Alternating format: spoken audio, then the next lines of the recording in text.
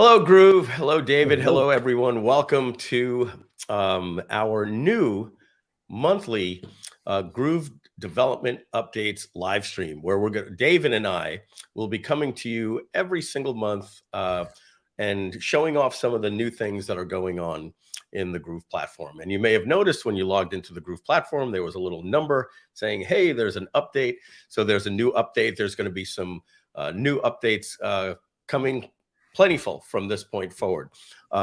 So let's say hello to, I see Kevin Strite says, woohoo, monthly, nice. And there's Amanda Rich Shake from London, Ontario, May Beltine, if I said that right, Javier Garcia.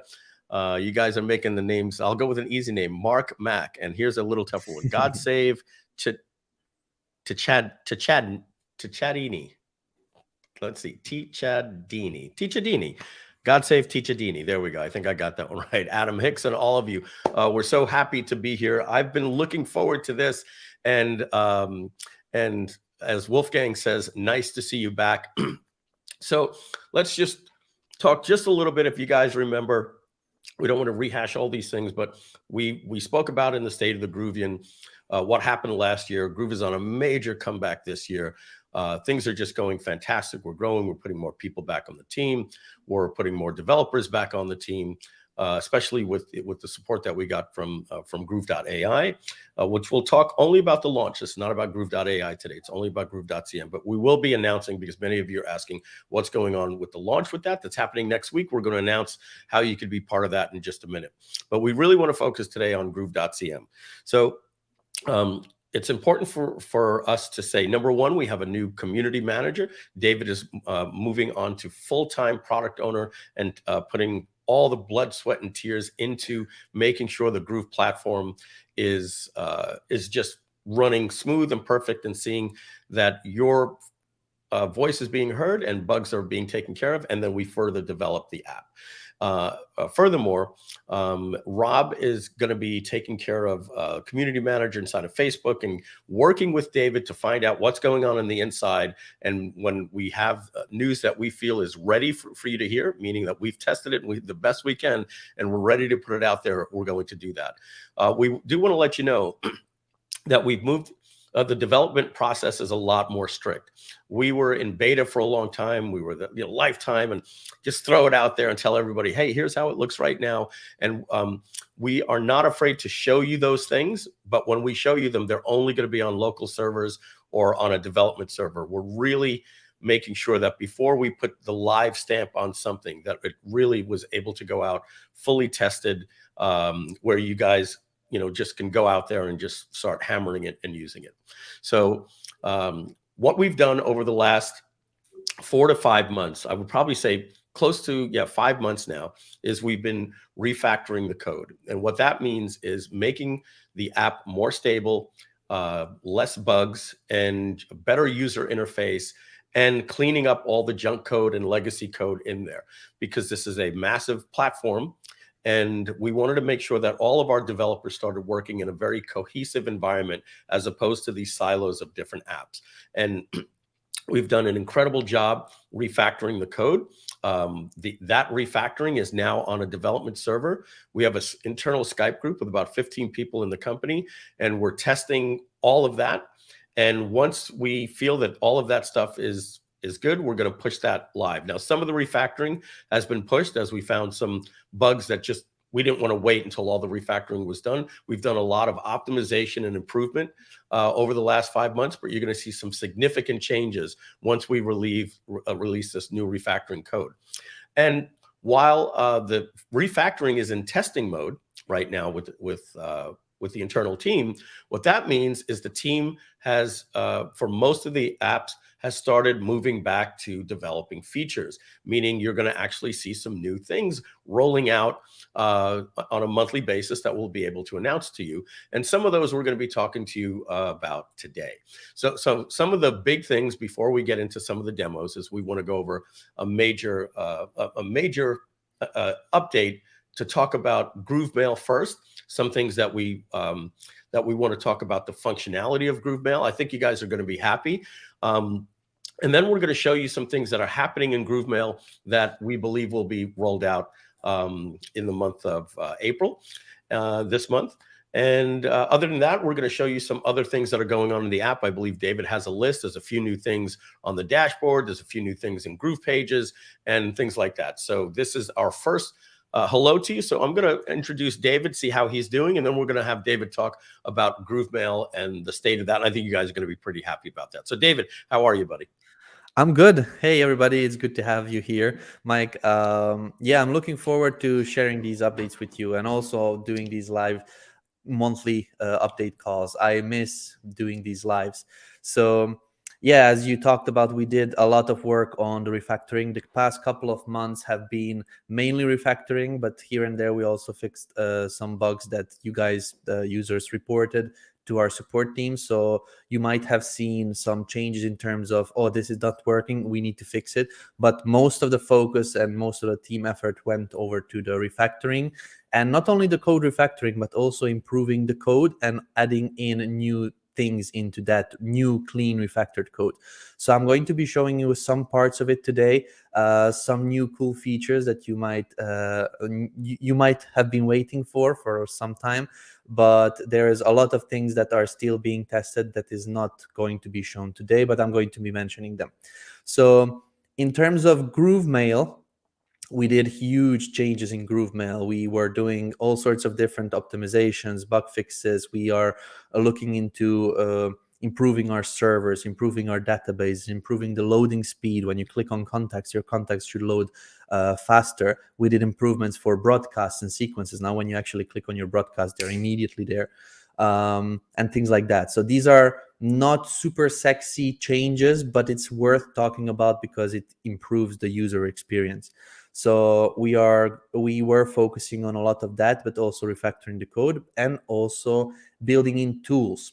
So for GrooveMail, we have gotten a couple new developers that we tasked with developing certain tools that we need in order to better control the whole sending, deliverability, and everything. So for the past, I believe, 3 months, we had a couple developers working on new tools specifically, nothing else, just these tools, so that admins can go in and then make sure that users are not doing bad stuff with GrooveMail, which is mainly the biggest cause for deliverability issues.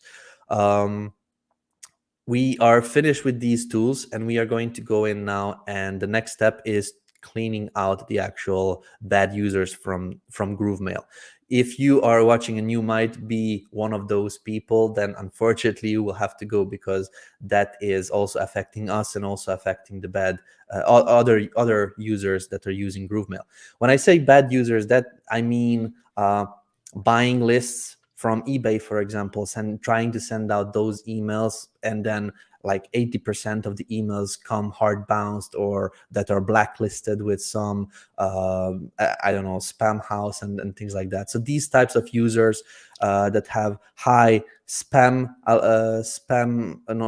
alerts, or how do I say, if the users have marked as spam or have reported the sender for some reason, or domain issues from the sender and things like that, that is all going to be cleaned. And that These are will bad bring, apples or bad yeah, actors, yeah, as we would say. Most likely yeah. not any of you on the stream, but yeah, it's for the most part, if your leads are coming in through buying your products that are on our platform or opting in to forms on that you're doing through traditional marketing, that's fine. But if you're going out and buying leads, or you were given 50,000 leads and a bonus that you purchase, and those types of things are just not going to be allowed on the platform. They hurt the platform. Yeah, so now that we develop these tools to find these emails, these senders, these domains, we're going to be doing major cleaning. So major cleaning means that there will be some things that we will need to do in order to make sure we are back with our GrooveMail SMTP up to the top deliverabilities. So when I say deliverability tools, and also major changes, I also need to mention that there will be some things that we will need to do, like, for example, those users who are going to be coming to Groove soon will not be able to immediately use GrooveMail SMTP. We want to slow down the use of GrooveMail SMTP so that we can clean it out first, and then we'll make it available for everybody that is not using it yet. So in case you have it activated, you can still use it. You're probably not going to find the best deliverability at this moment, but as we are going to be in the process of this cleaning, it's going to get better and better over time. So we will tell you. So we will tell you this just so in case you didn't hear the full part where that splits up. You're free to use one of the SMTP services out there, like SendGrid and Amazon, and you can connect that just like you do with Twilio to send text messages. You can use our interface. You can send all of your mail through GrooveMail. If you're a paid customer, you get that beautiful drag and drop builder with all of our email templates, and you're simply sending perfect deliverability where I can basically say as good as SendGrid can send, which is what we use on the background for our transactional emails. If you notice, you get you've made a sale, you've made a referral, somebody just signed up. So that's a fantastic service out there. So if you do want to use SendGrid, just sign up for a SendGrid account, get an API key, plug it in, and you're going to get a great user interface inside of Groove and a great send rates with SendGrid. In fact, we're actually doing that right now for our own emails that we're sending out. Now, as David said, we are cleaning up our SMTP, which is at lower cost to you if you use it. But right now, because of what we said with the bad actors that have hurt our reputation, the email deliverability is not as good. And so we are working right now to get that deliverability. Let me get that here of SendGrid, and ours is here. We're working very hard over the next couple of months to get them right here where you can get on. So can you use GrooveMail? And can you get your emails out right now? Absolutely. You can use GrooveMail, plug into an SMTP like Amazon or SendGrid, and you're no holds barred at that point. And that's what we recommend, and we're doing it ourselves. Yeah, so we support Amazon, Amazon sending servers. We support SendGrid, Mailgun, and a couple others. You can have a look inside your GrooveMail settings. Those are going to be available for everybody, whether a free member, a new paid member. But as I mentioned, within the next couple of days, we will need to stop the usage of GrooveMail SMTP for those people that are not using it, so that we can get on with this cleaning.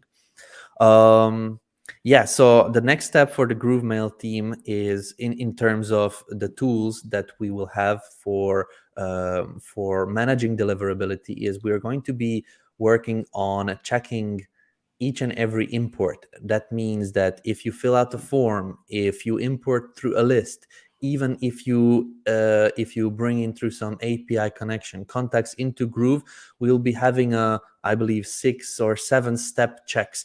If this shows up on our block list already, then don't allow it. If this shows up on some global block list, don't allow it. If it doesn't, then bring it in. And then we will have kind of a 6-step checklist where each contact goes and is checked with this with our own system that we are developing. So this is not sexy. This is not something that you are going to be seeing, but you're going to be seeing cleaner lists, higher deliverability, much better responsiveness of your email list because of our tools that are that we are developing. So that's the next step, and that's going to bring GrooveMail back over to the prime time.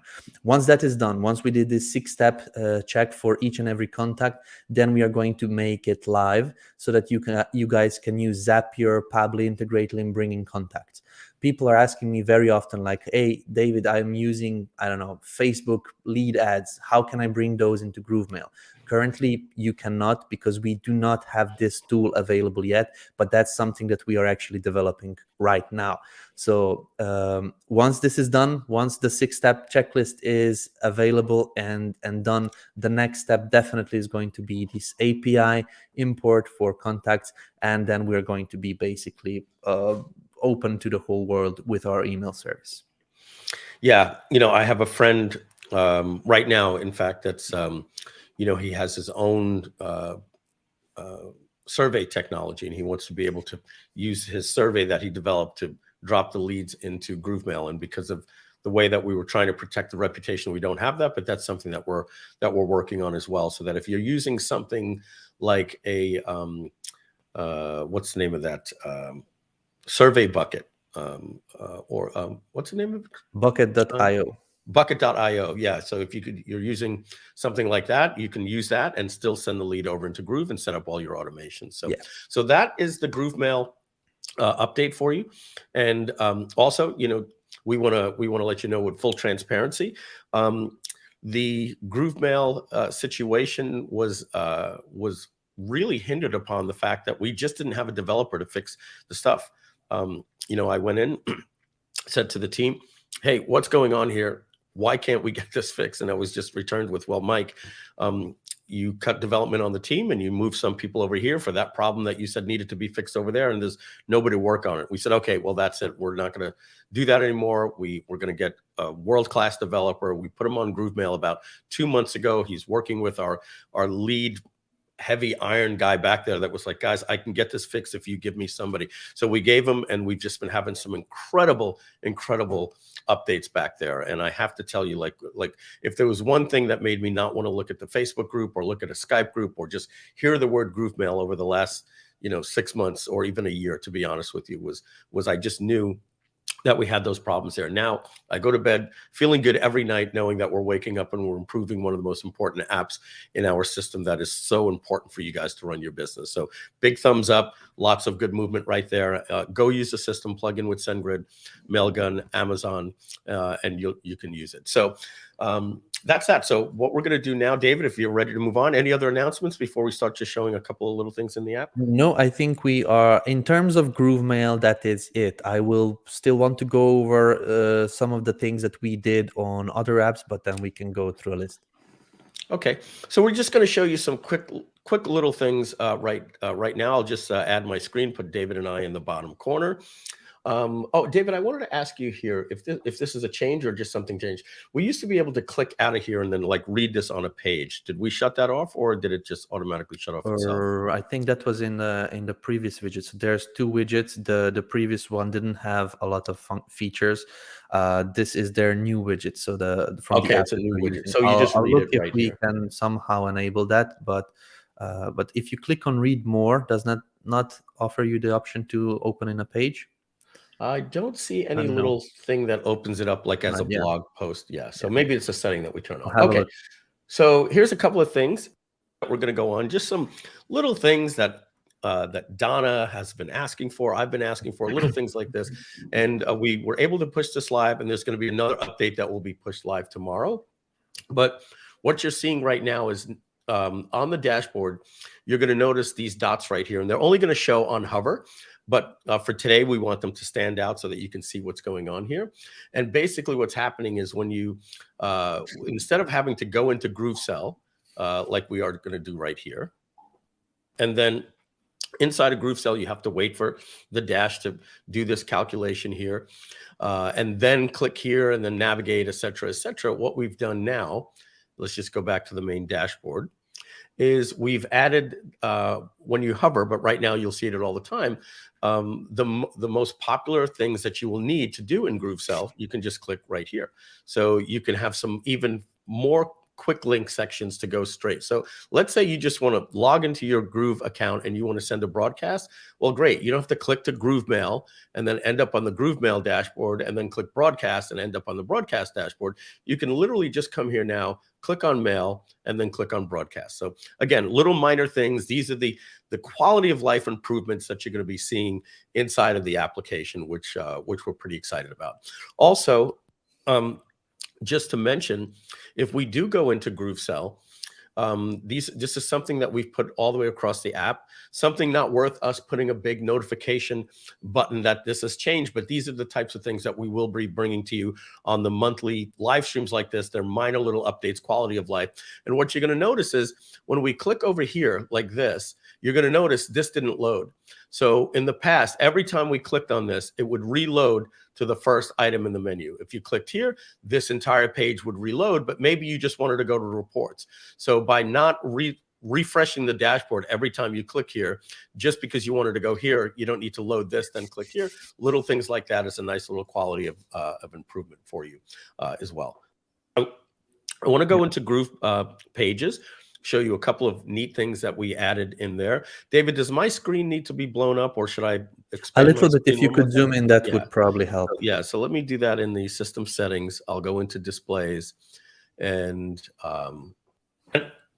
folks, I see some of your questions that you're asking, not necessarily related to this, but bigger news about Groove. I will answer all of those questions when we finish this little segment right here. All right, let me see, what am I at here? So I'm at, this is really hard for me, but good for you. So I'll just make it larger one more time. Let's go to displays again and just make it as big as possible.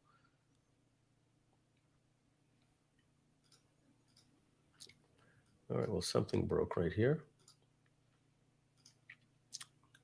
It's not even showing my displays. So we're going to be stuck with this like this. I'll hit the plus button one more time.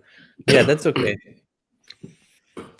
Okay, let's go to the page builder. I'll just open up my website here. All right, we're inside of Groove. There's a few things, little things that we've added. If like we go down to a button, let's find a button over here. You're going to notice that you always used to be able to configure your button over here, but we got rid of this little configure thing a while back, and we only added it here. And so just a little thing is that many of us we're so used to going over here to work on different things. And so we've added the configure settings back for you over to the dashboard as well. And one more thing that I want to show you here that's added. David, you may know this is live, but I'm not sure if Husni let you know. So in the past, we used to have your blocks here, but we moved them out of there and we made that just the global blocks. And in order for you to add a block, you'd have to click the plus button. But the thing is if you were clicked, let's say on a button, you didn't know how to add the block unless you maybe would click over here. And then if you don't go all the way out to this block level, then you wouldn't know that this plus would be here for you to be able to click on the block. So we still left that there. But if many of you are legacy users and you've been with us for a long time, you remember the blocks used to be over here. And so now they're over here. So of course you have your elements, but now you have your blocks over here again. And so if you were to look for any set of blocks, the way it works now, instead of dragging it onto the canvas, and I will just lower this back to this size here so we could see a little bit better. You'll notice that if I just want to put a block here, instead of having to drag it here, I just go to the place on the canvas where I want it. I simply go here, and then I choose the type of block that I want. And let's say I want this one right here with this lady. And I simply just click on this block just like this, and it's going to add it right onto the canvas for me. Let's see. Bear with me here. Let me try this one here.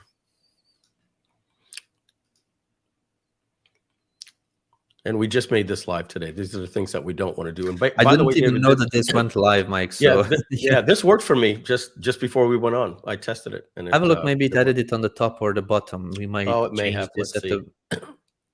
Let's see. No, they're not there just yet. So I'll have. Let me just make sure if I do it this way. Let's just add this block here. Yeah, it's added that way. So we'll have that fixed in the next hour. David, if you just let Husni know, or test it yourself, David. But like I said, I tested it before it worked, so I'm not exactly sure. But the bottom line is we've moved your blocks over to here as well. So you can now just see the blocks library at any time without having to click right here.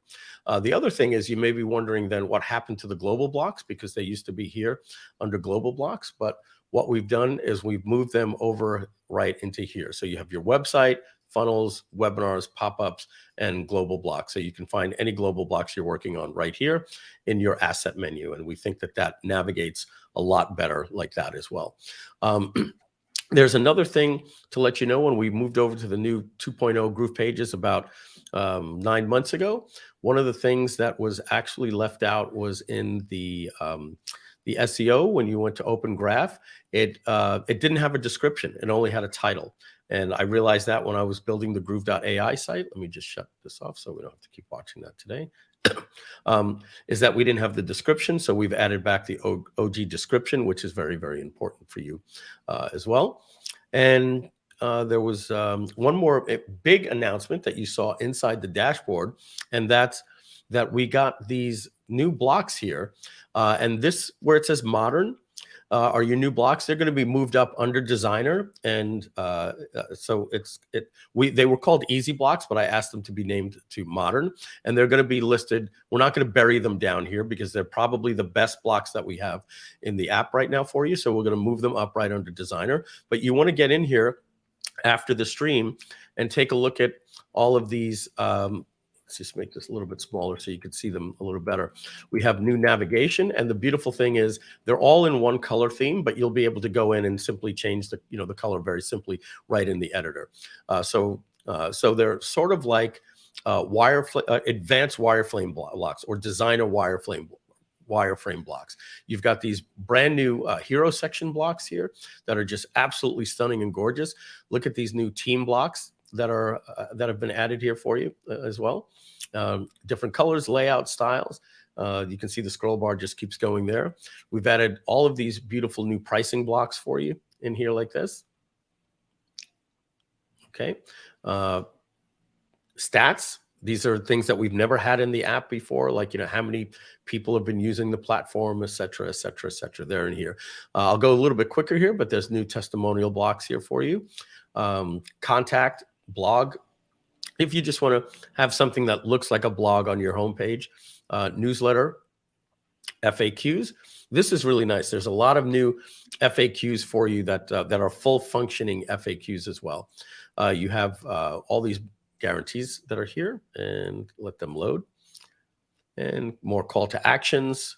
Just more blocks have been added for you as well. Our designer, Lucius, has put this together for us, and he was actually going to sell these, but he decided to just give them to Groove for us. And so these are a free gift to you from our designer, Lucius, who was working on them as a side project. And so that's it. So you have all of these beautiful blocks in here inside of the app here as well. David, anything else in GroovePages that is new? We released this minifiled style editor. When you click on an element to edit it, you do not have to have on the right hand side the whole style editor, but you could kind of minimize it to see more of the canvas. So there is a little arrow button, and then you still see all of the options to manage that element, but it's a little bit minimized. So most of your content on the side will stay, so it won't get pushed together for the menu to open up. So this is really good if you're working on, let's say, like a 13-inch MacBook Pro, and you don't have a second screen, and your canvas, you really want to be able to use as much of your canvas. As soon as you would click on an element in the past, the style editor opened, and on a smaller monitor, you were dealing with something that looked more like this, as we're seeing right here, right? And so now you have the ability to, if that's the case, just hit that and get that out of the way. And they're doing some landscaping, so I apologize if you're hearing the lawnmower there. Anything else, David, worth mentioning? Mike, so I think you just need to do a hard reload, and blocks work properly. Users have tested it, and everybody tested it. Even Husni's saying you probably need to do a hard reload. But So that is mainly the changes that went live until now. I would like to share my screen and show you some of the things that I am testing currently. So I am working on a test server, which means that I am testing features that are not live yet, and we're doing that because we are checking the code. We are checking. Blocks work for me, so it was just my browser. So I'm glad to hear that, and I'm glad that you've all tested it. You're excited it's working for you. Yes, just to report, it's fully working. Sorry, David, to interrupt. Yeah, no worries. So I will log into GroovePages, and I will show you one of the. So this is basically just a test server for where I'm playing. Just create a new site, and I'm going to show you some of the features that are not live yet, but will be coming soon. So we have worked on a couple things. I will just move my list here so that I can see. One of the things that Mike requested very, very, very many times, also you guys, the users, requested it, and that's one of the features to go into a folder. For example, let's just open up a funnel, like for example, this presentation funnel. And then this is nothing new, right? So this is nothing new. We have funnel folders, but the new thing that we have added is when editing this folder, we are enabling you guys to add a slug so that you can call your folder something like domain.com/something/page URL. So when you type in here a slug, like for example, I don't know, a promo funnel, then you will be able to do domain.com/promo funnel/the page that the users click on. So this is kind of a second layer nesting, so that you can see here where it says /promo funnel/the page name. So this is how it's going to be pushed to the live website. So you can create your own slugs for your folders, for funnel folders and webinar folders. This is not live yet. As I said, we are testing it. We're trying to break it. And then when it comes live, you are going to be using it and create kind of specific nested URLs for your funnel and webinar folders. David, I would like to make a suggestion that, so folks, if you're seeing on your screen, I have the screen full size, that's why I'm looking all the way over here. If you're seeing on your screen, it says like promo-funnel index-2s6r, like a random string. That was done because many names were going to be reused when we put everything into the root folder. So if we had index and we reused index, we were going to overwrite your homepage. So we added this slug at the end with some encrypted number that you then rename to anything that you want. This will no longer be necessary anymore. So David, if you create a new funnel folder called promo-funnel, well then in that case, the index can just be the index page of that. So we can tell them to remove this random slug because so page 3 can be page 3 inside of that folder, and it'll be easier for our users to understand that. Yeah. So the first page should just load when somebody opens a promo funnel or promo funnel /index, but the rest of the pages should not have anything kind of. And we're sort out this weird looking code. We just rename the pages in our templates. Yeah. So the beautiful thing here, folks, this is not anything revolutionary. Let me say that this is something that we didn't have, and because it had to do with our file structure system, it wasn't something that was just easy for us to code, and we also had a lot of different things. I've been waiting for this a long time, and I know many of you have, is the ability to name a campaign like Black Friday, right? Or Black Friday. You want to name a folder Black Friday 2022, and that way you can have a promotion that goes to groovedigital.com/Black Friday 2022. Up until now, you couldn't do that. Everything was stuck right at the .com level. So this is a great way for you to be able to truly organize your funnels. And now we can actually say that those things there that say funnels and webinars are truly now folders. These are funnel folders where you can literally on the domain have each funnel in its own folder, meaning its own / on the domain. This is going to be so much better for your organization and your sitemap and your index and all of those different things. So you'll be happy about that for organization. Yeah, so one another thing. So as I mentioned, I'm showing a test server which is not available yet. We are working on it, trying to break it, fixing the bugs before releasing. One of the things that we had, but we for some reason removed when we came up with this new UI, is when you come over here and then edit settings. What we did is you can edit the settings for this page specifically by just clicking the 3 dots, edit settings, and it immediately shows up the funnel page settings for that page. So you can immediately go there, change the SEO and things like that for that specific page that you opened up. Like for example, for website, we can now go back. It's not a major update. It's just something that people got used to. Then we moved this, when we created this page settings tab, it just made things a little bit strange for those people that got used to it. So we have added it back with a little bit more tweaks. David, can you answer this question for Eldon? Yes. So a slug is basically an an extra property. So for example, everybody knows that when you are publishing a page, you can name your page. Like for example, if I come here and I rename it, let's just say this page is going to be called products, right? So this is the page name.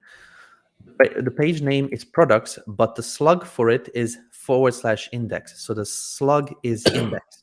So if I create a new page, let's just create. So the an slug empty is the page. URL extension. It's Yeah. where the user goes after .com / slug URL extension. Yeah, over here, the page one, the name is page one, but the slug is page-1. And now I can go and change this page URL, page slug, and I want to call this contact over here. So the page name stays page one, but the slug, the / something is contact. So that's basically the slug.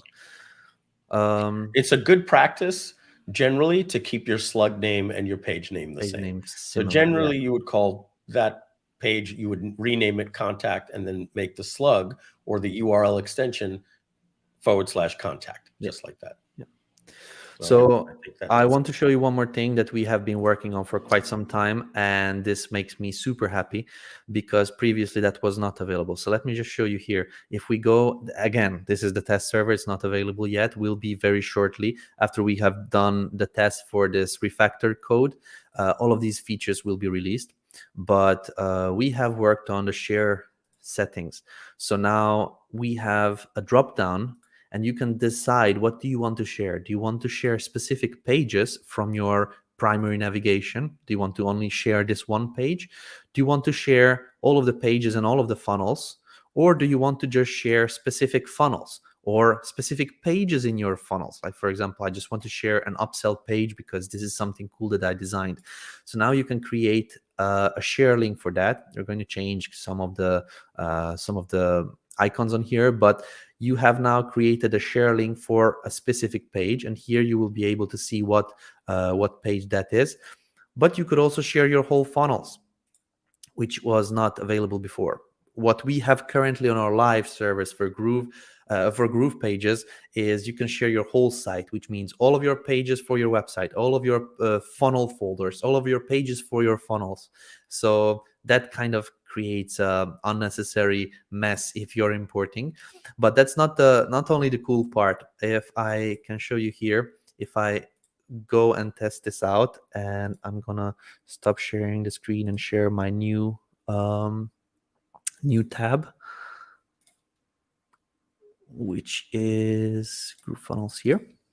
So this is the next thing that happens when somebody opens up this new share link. So we are going to ask you, where do you want to add this? So do you want to copy pages to a new website so that you can immediately create a new site here? Or do you want to copy your pages into an existing website, for example? So it's going to offer you to import the page or import the funnel folder or import the whole shebang into a new site or to a specific site that you already have live. That's great. Yeah, we didn't have that before, and it will make life so much easier. Yeah, in the past, it just created a new site, and we're having the same thing. Our advertising agency wants to work on the pages themselves, but we didn't want to give them access to our Groove account. So what we did is we wanted to give them access to our pages, but we have 150 pages in there, and they only needed 6. So we had to clone the site.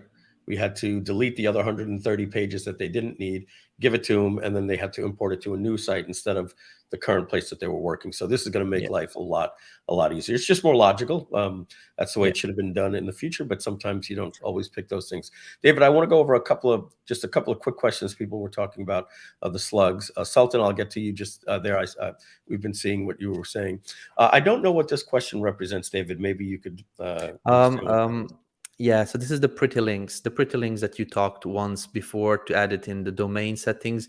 We are going to be working on that one, but at this moment it's not the top priority.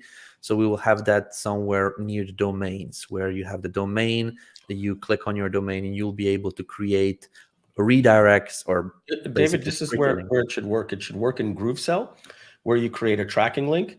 And that tracking link then can match to a domain, right? So you now have a domain. We will have it everywhere where there is a publish button, so that you can connect to a pretty link, but it will also be in the domains. At Yeah. least that's what we discussed last time with you.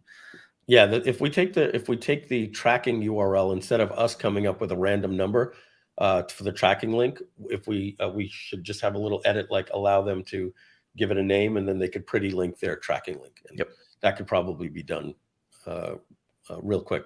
Add it to the list, obviously, but in terms of time, that could be done pretty quick, right? All right, so got you there, USA 1000. Now, there's a lot of other questions, and we'll go back later and get to all of them. But while we can stay on topic, this is the question by Sultan. It is better if it automatically extracts the slug from the page name. Yes and no. I understand what you're saying, but here's the danger that can come with that. If you rename the page name, and you already have a page on your website called Contact, and you're working on a lot of different pages, and you automatically rename, you're gonna start overriding some other page names. Now that we have the new folder extensions, that'll happen less, but we found that it's easier that when you create a new page, we just find out how many pages have been created in that domain and just call this page 37. A week later, you create a new page, we just make it page 38, and you can rename it. If we start allowing you to start renaming the page Contact, and you forget that you already had a name page Contact, it's going to overwrite that slug, and you're going to lose a page that you had. So it's better for us to do it that way for you. But if we can figure out a way to do that and check for duplicates, we'll make a note of that. It definitely makes sense, and I know WordPress does it that way. So thank you, Sultan. Good feedback. All right, David, back to you. Yeah, so we have done a couple other things with GroovePages that are not yet here, so that is not on the test server yet, but I will just read them out very quickly. So we are going to be doing archiving of the pages and sites. So before deleting, we will have some sort of archive so that it doesn't immediately get deleted from our databases when you want to remove a page or a site from your account. Which will save you guys a lot of headache if you delete something by mistake. Of course, one of the steps is to improve the actual deleting option. Like, you will need to type in delete if you want to delete something, just to make sure that it's not a misclick. So yeah, this is something that we have developed, but it's not yet on the test servers. Somebody asks here, David, something I just want to talk about. How about importing existing websites where you put a URL? We've spoken extensively with Husni about that. We're going to delay that only because we don't want to get too much into it here. But when we get most of the features done with GroovePages, we're going to take another 3 to 4 months off on GroovePages after we put another 3 months back in with some of the features, and we're going to refactor the code on the JavaScript on the drag and drop builder itself. And there's a couple of reasons why we want to do that, but we want to make it more lightweight, like you actually see in Canva, where you can just move things all around. It doesn't matter how big the page gets. Things don't start dragging slow, and you release and you see it a second later, and what we call getting a little heavy or clunky. So we have some stuff that we're going to be doing that's just going to be making the drag and drop user experience much better. And in order to do that, that creates a new layout system in there. And once that happens, we're going to be able to go in and look at the structure of a page and say, okay, this is a container with 2 layouts. This is a button element, and then factor it into our code. But if we're going to build a URL importer right now, and that is no longer going to work when we redo the code. So we've just said, hey, let's wait until we make the new canvas structure, and then we'll add that feature at that time. That would be a fantastic thing. But even right now, our designers always say this: you show us a page on a website, they'll drag 8 blocks over onto the page. And if you know your way around the app, you can pretty much clone a page manually in about 2 to 3 hours. Yeah. So let me just add to that a little bit for some people that might be thinking, oh guys, but you just refactored the code. Why do you need to refactor again? So what we did is refactor the existing code for all of the apps. For what Mike just mentioned, we want to redo the canvas. user interface on the canvas. just basically the canvas that loads here. So that includes all of this breadcrumbs menu, like body, block, container. Sometimes there is a stylable element there that you cannot do much with, and things like that. So this is still a legacy code that was from PageStead, from back when before it became GroovePages. No, it's not, David. No, that was PageStead was what we bought, and then they said after I bought it that they wanted to start from scratch. But it's the same guys that built PageStead, but it's their legacy code. But it was to say it was not GroovePages related to version PageStead. 1. Yeah, Yes. they created this element that is a stylable element that you cannot style for some reason, and we just want to remove all of those and redo the elements for the canvas. So we will create new elements, and we are going to make this snappy.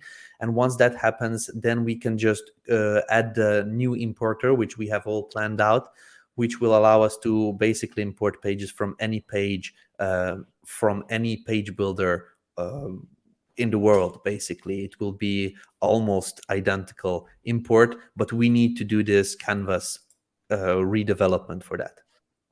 Yeah, and in terms of your experience, you're not going to have to learn anything new. It's still going to function the same. It's just going to work so much more effortlessly like you do with Canva. And there'll be easier things in terms of layout, dragging columns over and making the widths better. If you have the button, you'll still have the ability right now to use the layout mode, but we're going to have simple things that just say center button left, move it to the right. Little things like that will be coming in. That we're rather than adding that on right now onto this new code and then redoing it all, we're going to redo that all when we just. So I don't even want to say refactor. It's just it's clean up the drag and drop canvas editor and making it even better, improving it. So one of the other things that I cannot show you, it's not on the test servers, but have been developed, is the ability to unpublish a single page. If you come over here to publish menu, you know that you can publish a whole site or a specific page once your website has been published. We are going to be doing another button which is going to allow you to unpublish a whole website or unpublish a specific page. That's very useful for when you kind of wanted to see how it looks live and you want to just unpublish it so it's not live, so it actually opens a 404 page. Or for example, you have a promo page that the promo ended, you do not want to open it up, so you basically unpublish that page, for example.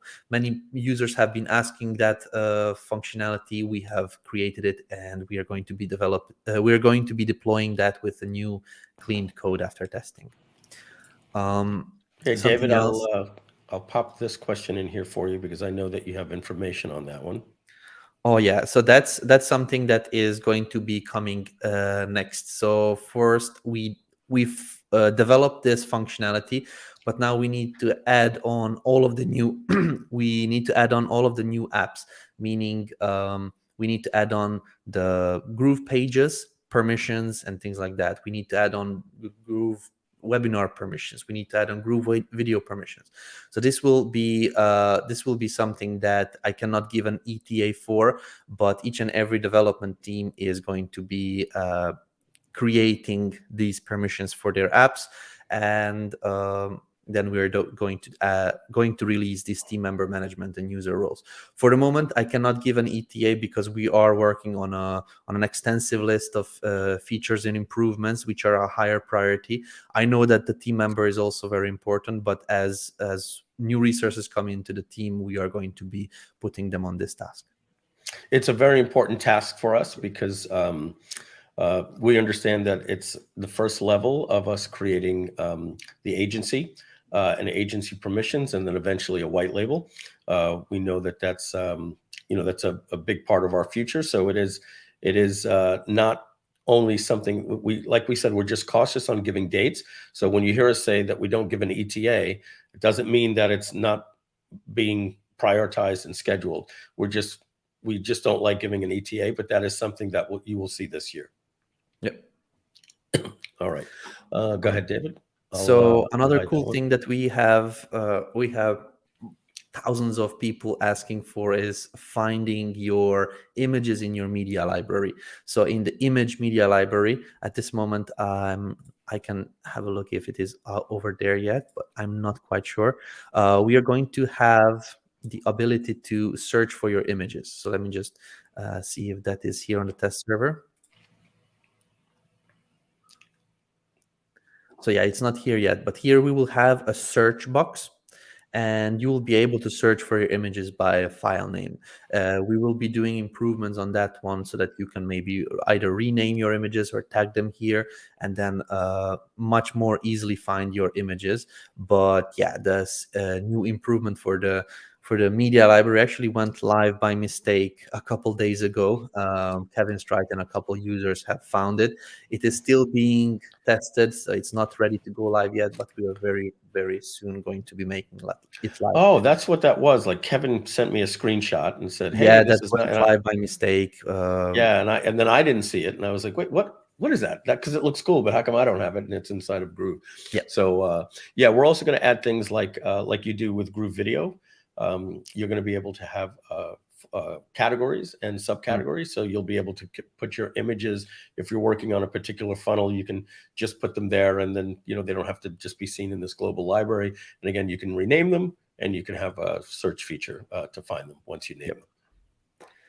Yeah, so that is it. We did a lot of different fixes for GroovePages, but that's nothing that I can show now. It was basically bug fixes, but maybe we can go over and showcase some of the other stuff that we did for Cool. GrooveSell. David, can I ask you to, great, can I ask you to drag an element on the canvas just one more time? Yeah. An image just like you did before. I'm in the test server. Would you like me to share the live server? No, that's okay, because it's the same on the live server. It's just something Okay. I'd like to let you, I'd like to have this canvas collapse after you drag, just like we do when you insert a block. So like just drag an image. Oh, we actually did that because when you're building out a page, you may want to add multiple elements on the Okay. canvas. This was Got it. intentionally So done this way. it's intentional. All right, cool. Yeah. Got it. All right. All So right. I have a Over to couple of things GrooveSell. to show you in GrooveSell. Yeah. So one of the things that actually Mike and Donna came to me one day and was like, David, 911, we cannot publish a funnel in GrooveSell. And I was like, what? Why? What's happening? And then they were like, we don't know where to kind of find what's the subdomain and things like that. Let me actually stop sharing my screen and move back to the live server because this is already live. And I want to show you a change that we actually did with GrooveSell. So I'm back on the live server. So what I'm going to show you is also available to you guys. When you go into your funnels and then you go and into the funnel settings, we first asked you to kind of fill out all your details, and then when you were ready to go live, then you would have added your subdomain. Mike and Donna were confused. What is a subdomain? But the subdomain is like in GrooveMember, in GrooveBlog, in GroovePages, you create your subdomain for this specific funnel. And now we kind of rearranged some of these options a little bit.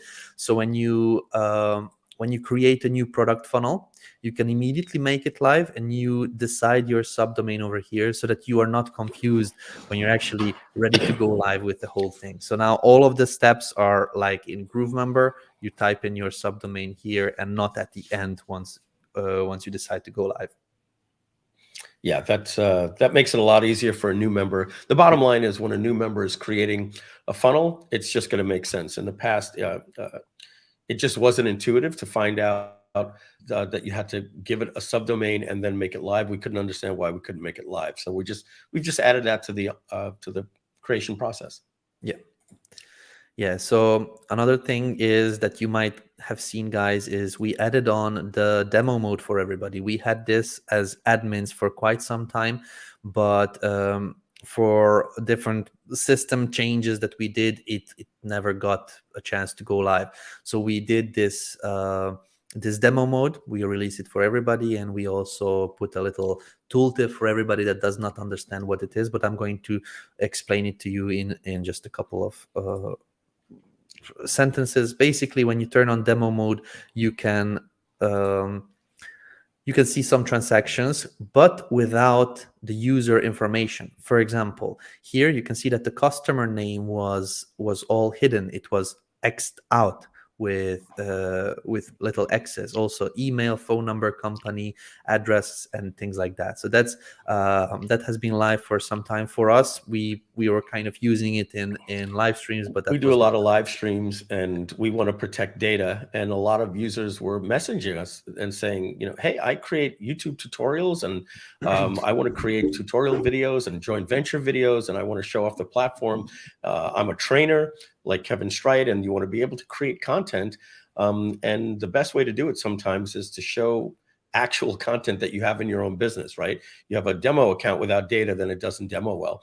And at the same time, you're showing all of your customers' emails addresses. So this is a way for you to go out and create training videos, content, YouTube videos, reviews, affiliate videos, et cetera, and then go in and not have to compromise your users' data. So you would just toggle that little demo mode button up at the top and do that. Yeah, so this has been also added to GrooveWebinar, and we also developed it for GrooveMail. That's not made live yet. So for GrooveWebinar and GrooveSell, it's live already, so you can use that. But for GrooveMail, that is going to be released with the new cleaned code. In GrooveSell, I just want to show one more thing that was used because we needed it, but I'm very, very confident you guys, the users, will also find it useful. So when you create a new checkout, I'm just going to real quickly create one. We didn't allow you to separate out the phone number from the address details. So for example, when you selected the price point, for example, and you went to the form fields, you might have said, okay, I don't want any of these details. I don't want the company, but I want to ask the phone number. So we added the option to also make the phone number mandatory over here with this toggle. But in certain cases, the phone number was showing with the billing details, which means address, city, state, phone number. They were kind of all together. But now what we did is, and I need to go to a free price point. Let's see if I have some. We added the option to skip everything else except this phone number. So I can show you a real live example on our Groove.cm website. So let me just do that here. So if we go to Groove.cm, what we did is we separated out the phone number from the rest of the details. So we are asking for only the necessary details, and so can you. So for example, if you have a free sign up, but you would like to collect the phone number, then the phone number is now asked here below the email. Previously, it was asked in a new category, which had kind of contact information or billing information with a headline like this. But now we merge the phone and email to be asked one below the other. So it's a small change, but it might be useful for a lot of you that require phone numbers. Maybe you are doing communication through WhatsApp with your customers or members, and maybe you are activating two-factor authentication for your softwares, for example, and things like that. Then you can now ask for a phone number without the rest of the stuff. So David, while you're here, if you just stay right there, just like that. Okay. So Matt Stafford, he's the now owner. He bought his partner out of BGS, Build, Grow, Scale. They literally have thousands of members in a very, very high paid optimization program. He's like the leader when it comes to optimization. His clients are literally like Fortune 500 companies, Nike, different things like that. So he also works with dozens and dozens and dozens of some of the biggest Shopify people in the world. So he's not even in our industry. He gets hired to help them do lifts. He just worked with a company, a friend of mine, Donnie French. He's in the golf niche. They do over $100 million a year in the golf niche. And he just gave them some optimizations for their checkout that increased their, that's going to be adding $250,000 a week just from optimizations that he's done to their entire checkout section. So I want to let you know two things. Number one, he's going to be working with me to create a designer block that we're literally just going to call it like the hero checkout block, and probably with what he's going to be giving us should just get rid of almost all of ours. But on top of that, he noticed our checkout widget. And he said, Mike, there's a lot of things I can tell you that you can do to optimize that widget itself, like in terms of what it says before they type and all those different things. And so I'm going to be getting that over to you, David, so that the widget itself is designed with best practices. And that's just going to make the lift for all of our customers better. But here's one thing I can just tell you right now. He said he notices when our checkout wizard is loading, there's a little circle while it's loading. He just said, just a quick lift we're going to get for all of our users is just a lazy load little card, like so that at least looks like, a lazy loading card of form fields is going to do wonders because it does take hours a good second to load sometimes. Yeah, and that'll help as well. All right, and that's definitely good. Yeah, I'm excited to. In fact, I'll probably even release the video that he says to us what we're going to do, so that you'll see what his suggestions are as well. Yeah. So on top of that, one significant change is that we had with the release of this new checkout wizard, there were some issues with the custom CSS over here.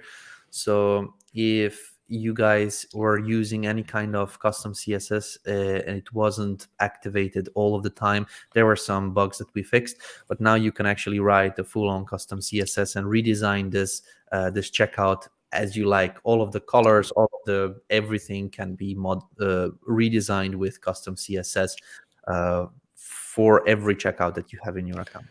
Yeah, we give it to you in look and feel, where you can say small, medium, large fields and little things like that. But if you've got that designer that just wants total custom ninja, you could do that. Also, there's one more thing that that Donna brought up last week that's just going on the list, and that's Donna said, hey, is there any way in the custom checkout that if I clone a checkout, can I override the redirect or the upsell field right from here? So David, if you want to pull that up, we'll describe that. Essentially, the only way to currently do that right now is to clone the product if you want to have a different upsell page, or if you want to just go directly to a thank you page for this particular checkout. So because we have the upsells are locked into the product. So Donna has suggested that when you create a checkout, that it tells you that this product has a successful transaction URL that goes to either this thank you page or this upsell page. And right now you can't change that. If you want to change it, you have to clone the product and change it.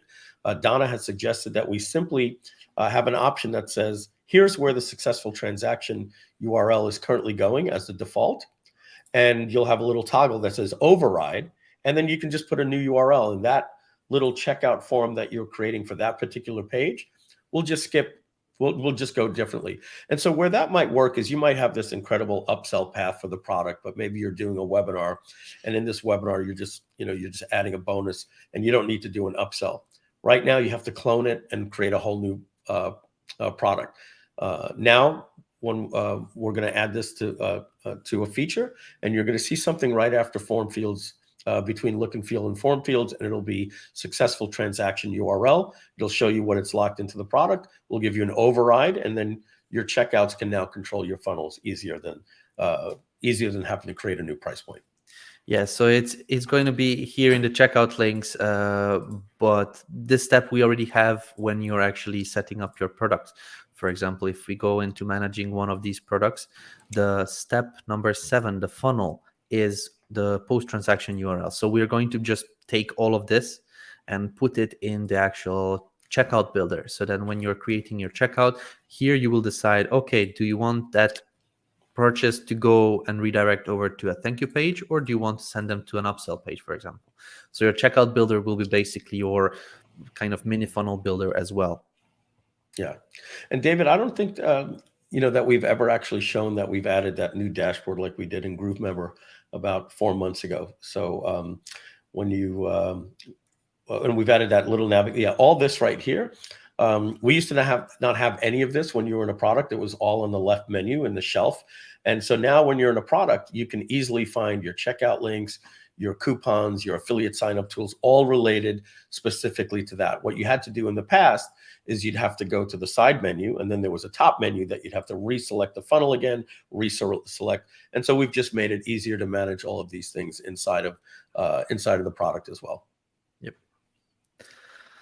Yeah, so that's pretty much it with the GrooveSell application. We did a lot of code refactoring and a lot of bug fixes in the meantime, but not a lot in terms of improvements that went live. So that's going to be changed now that we done the refactoring. Yeah, Before but we the leave next, GrooveSell, we're going to be optimizing some things in the affiliate payout system. Yep. Right now, you have to do each funnel, and then you have to do the second tier for each funnel. So if you're like us and you have 17 product funnels over the last 4 years, with a 2-tier affiliate program, when you go to pay your people, you have to do 34 exports. And so there's some simple fixes, some better reporting, more optimization that's going to be going on there. And there's also some other things that, if you don't know, Anrup, had some health issues. He had to step away from the company. And there was David, days, weeks of code that was on that that we were very happy to find out when we spoke with him recently that has been totally complete of our wish list of lots of different items that were on there that we're just happy to know that they've just got to be tested and released. So you're going to see a lot of new optimization in terms of the reporting and usability features inside of paying affiliates and different things like that. So if we're good, basically, I would like to move on to the next app. I would like to just share some cool stuff with our users. I will go and share one of our blogs as news. So if you go to Groove Digital Academy /training, you will see a lot of new information, like help articles, like for example the new way to integrate Printful with GrooveKart and how to use GrooveVideo's call to action elements and things like that. So we are adding all of that to our blog. It's a Groove blog. But if you are seeing something new here, and that is this part over here. So if you type in mail, for example, we have added a search box for Groove Mail that you could use on your blogs as well. And we added that onto our own Groove.cm blog here as well, like page. So it's as you type in, the results start showing up and you have the ability to manage it. It's very simple, and I'm going to show you how to do that in a moment. Well, we added it here also for Groove.ai. So we have 2 types of search. So we have one that we call a search box that shows up here in the middle of the blog header, but we also have a search icon, which we moved over here to the side. When you click it, then it shows a search bar. Then the same thing happens. Basically, it shows up the relevant results. So I'm just going to explain how it works while I'm logging into GrooveBlog. How it works is that we are scanning the post headlines, we're scanning the keyword tags, and we're scanning some of the content in the posts. So basically the headlines, the excerpt, and then the keywords and the tags for the blog. So we didn't want to do it for all the blog content, because for that one we would need to have a search page, like when you search something on Google. Then you have the search page that requires pagination and things like that. We didn't do that yet. That might be a future update. But for now, we just did relevant results that show up for searching headlines, keyword tags, and the excerpt. But how you manage it is by going into themes, customizing the theme, and then here in the layout, you have a new option for showing search. And you can decide if you want to show the post image or not. And you can decide if you want an icon type. Basically, that's the icon type over here. So the icon shows up. Or do you want a search bar, which is this search bar, as I mentioned earlier. If you decide to go with an icon, you can customize the icon appearance. So you have the icon color. So you can choose, for example, red, and then the color of the search icon will be red. So this is now available for all accounts. So you can go in and use the post, basically the search box. Pretty cool, huh? I like that. Yep. Yeah, so the next thing for GrooveBlog is that we are going to be improving the loading speed. Whenever you open up a blog, and let me just show my screen again. First, this header loads up. So let me just open the blog. So the header loads up. I didn't publish my blog. Let's try with this one. So first we show kind of a gray header, and then we load the rest of the content. I've noticed that in the past. And yeah. then when you click over on the blog post, again, first the header shows up and the rest of the content shows after it. It's not a huge delay, so some people might not even see it, but it is still a delay. So we have actually developed the code that is necessary for fixing that. We're going to be serving the posts and the blog home layout in a different way than we are doing right now, which is going to drastically improve the speed. So that's the next thing that's coming live, probably in a week or two. And David, I think you had given me an update on something about RSS feed or something. Yes, actually, we do have also an RSS feed option. So RSS settings are available in GrooveBlog settings, which means that you can take an RSS feed, which is giving you a link over here. If you open it, it looks like, oh, I didn't publish my blog. So, but it looks very ugly. It's basically code which shows all of the post names and the post URLs, which is not something that the users need to see. But if you know what an RSS feed is, it's very useful. If you do not know what it is, I'm going to explain you very briefly. Whenever you publish something new on your blog, this RSS feed is going to be adding it like a list. This is new. This is new. This is new. And you can use this RSS feed link, for example, and copy it and add it into Search Console. Search Console, for example. There is Google Search Console. There's Bing Search Console, which means that I want to tell Google when I publish a new post that there's something new. So you can actually just give your link to Google, and then let me just come over here, show you real quick. So if we go into sitemap, and then it's asking you for the sitemap, you just paste in your blog feed link. I don't know if it will work right now because I don't have this published, but you basically publish your RSS feed as the actual sitemap, and this will let Google know whenever there's something new, just index this page, which will allow you to have your posts show up on Google much faster.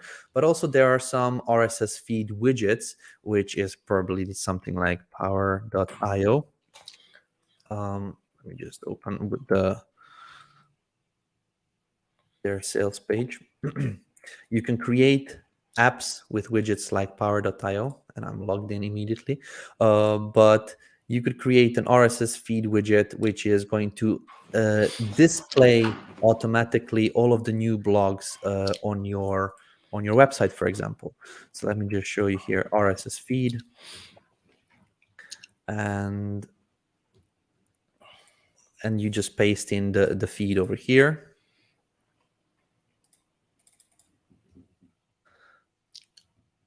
I don't know if it will display anything because I don't have this blog published. It was just for testing.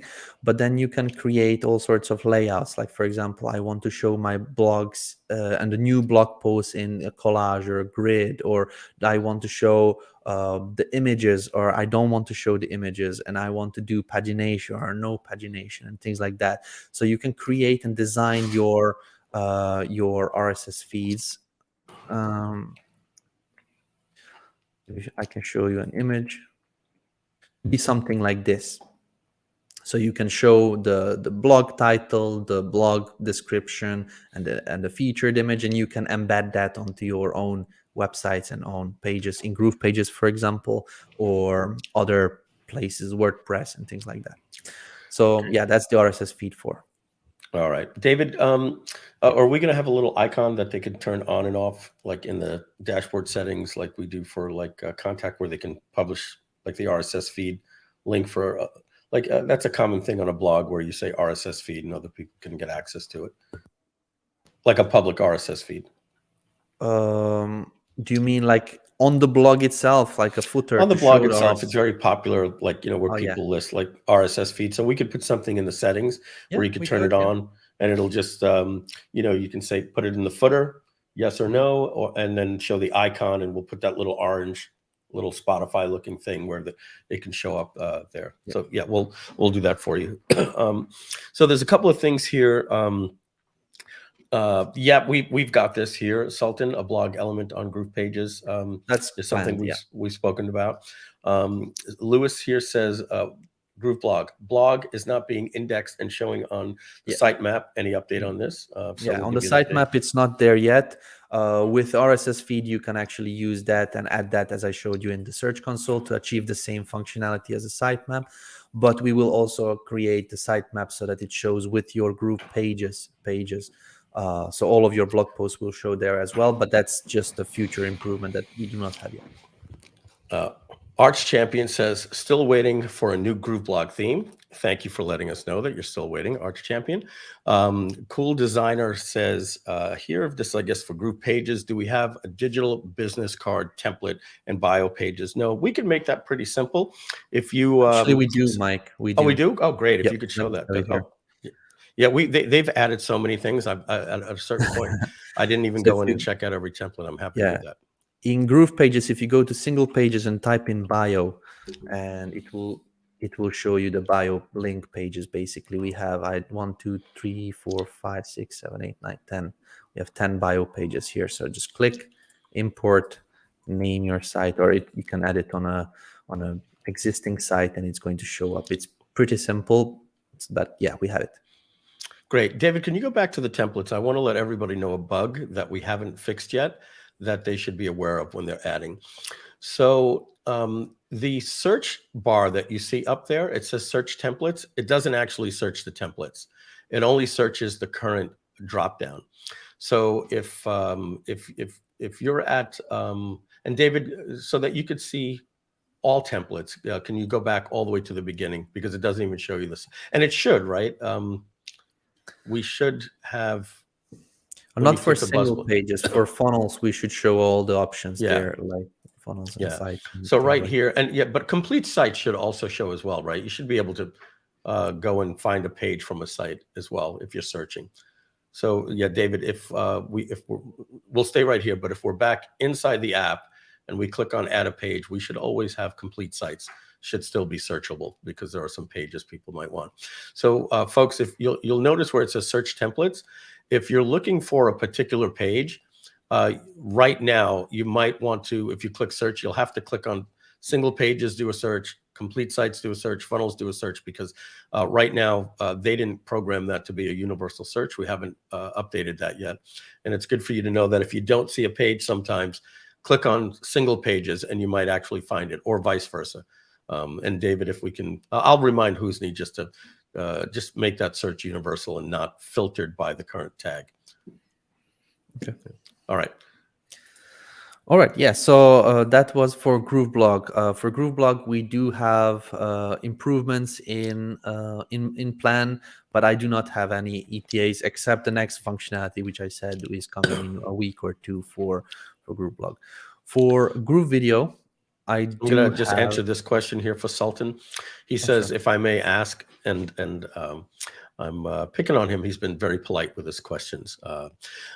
If I may ask, do you have pages that was created with the direct response block templates? I want to say yes and no.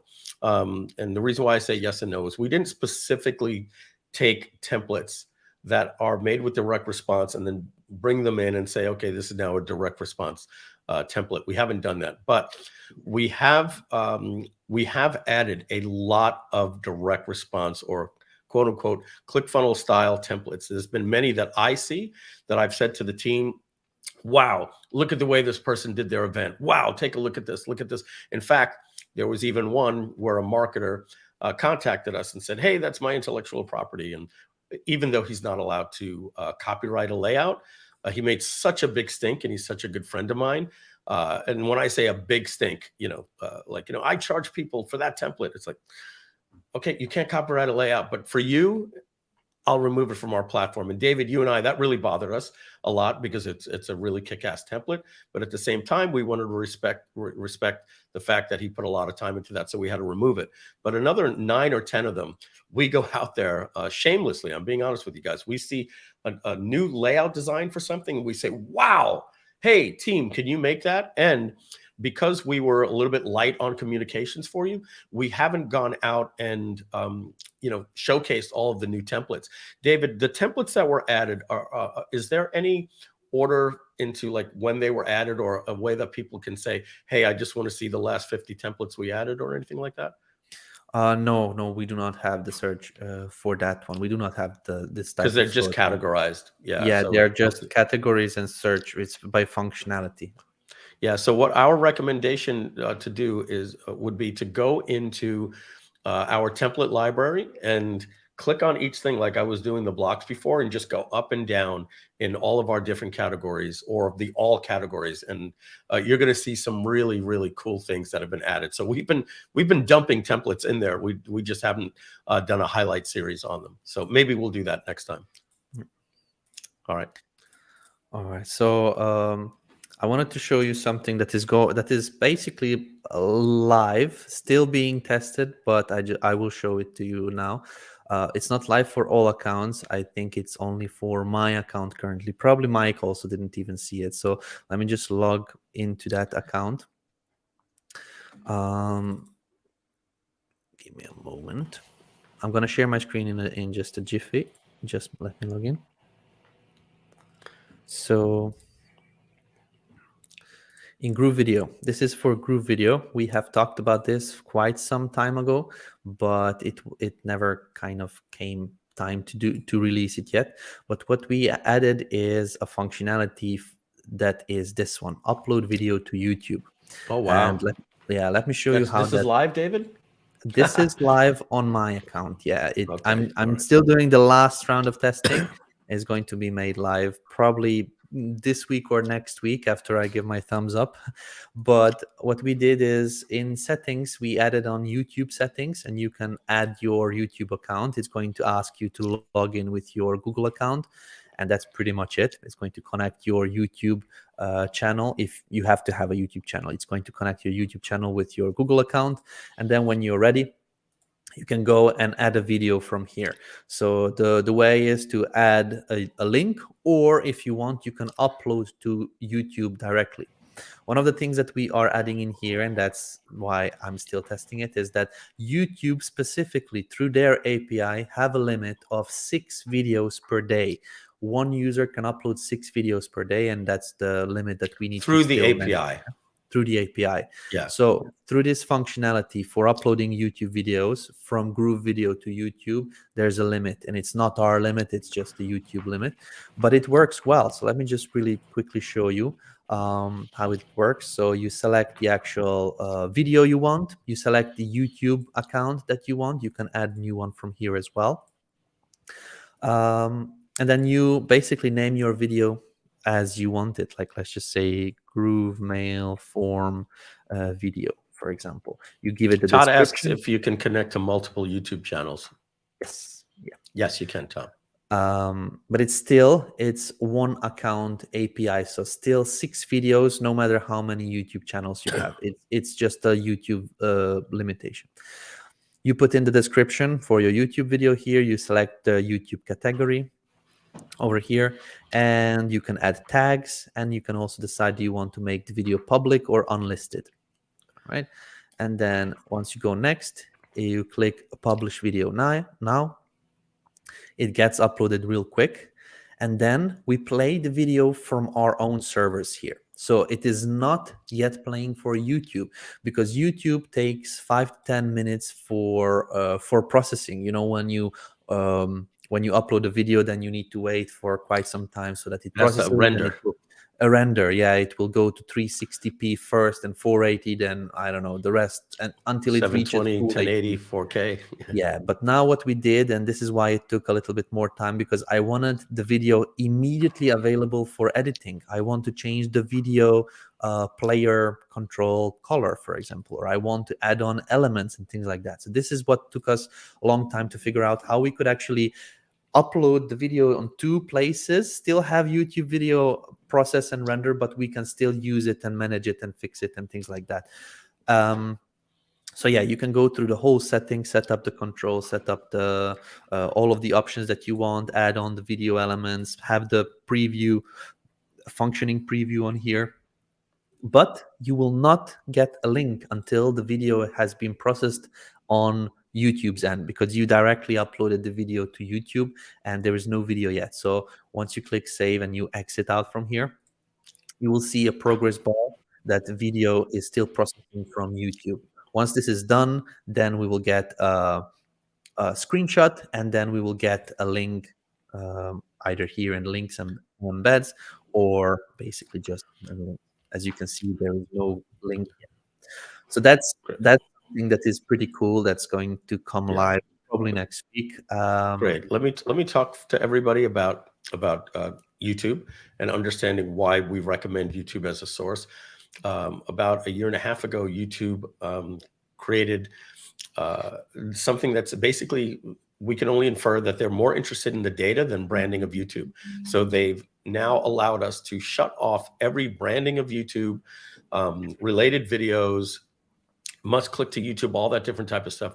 They're essentially just allowing us to pull your, use a YouTube URL and then skin it and autoplay it and add animations and all those different things. And what we can definitely tell you is YouTube is Google. They have the best servers, the best encoding, the fastest servers, the fastest load times when you load video shows up on a page. So it doesn't make sense for us to recommend for us or for anybody else to use Groove Video hosting. It comes with a cost. YouTube doesn't. And now we can hide all the branding. So we're really pushing everyone towards YouTube. We're probably only going to, I believe it's already the case, free users can only use YouTube. And then that raises the question, why would we even have Groove Video storage to begin with? Well, there are some people that, unlike us, because we just don't worry too much about these things, that are going to say, well, I want to put my videos inside of GrooveMember, and this is a course, and people are paying $1,000 for the course. And if I load those videos to YouTube and use them inside of Groove Video, they are enlisted and nobody could find it. But if somebody finds that YouTube URL, they could share it with other people. And I don't want that, because people have to pay for my content. We get that. I think that is the only argument that I could tell you. In that case, if you're a paid member, upload your videos to Groove Video, and you can now have them protected behind that wall inside of GrooveMember. No worries. But for all of you, you definitely should be using YouTube the way that we use it. You're going to get better performance and better optimization on your pages for load times and things like that. So always use the YouTube option. You can either create a new video, paste the YouTube URL in, or as David said, next week we're releasing where you could connect to your YouTube account and upload the video into our user interface. It'll add it to your YouTube in the background. It'll make the video unlisted and instantly connect it for you. David, I'm just going to answer just a couple of questions here. I'm just going to go back. So I saw somebody say something about adding a Groove Video into GrooveMail, and I just want to talk about that if you're talking about how Kartra does it. And I think that's this. Okay. Online Teacher Dude says, I can't find a way to insert a Groove Video into Groove email. Only YouTube and Vimeo is there a way? That is an element that comes from the technology that we're using, and we have to create our own plugin for that. But essentially, what just so you know what's happening, there is no video inside of email. It's literally impossible to play a video inside of an email. So when you drag that element that says YouTube or Vimeo and you put a URL, all it is doing, just so you know, I'm teaching you this, Online Teacher Dude, so that you can replicate this for your own needs. All it's simply doing is the following two things. It imports the thumbnail and puts it into the email. And when you click it, it opens up in a browser to that video. So if you want to be able to do the same thing for a video in GrooveMail or anything, simply just add an image element, and then just add it right there, put a little label on it that says click to play, or add another play button right on top of it in the center of the screen. And then just link that to the page or the video that you want. You could do it that way. let's see here. John says, when will the visual funnel builder be there? As we said, John, there are a lot of things that things like our Funnelytics competitor that we're focusing right now on our 8 core apps or our 10 core apps that we have.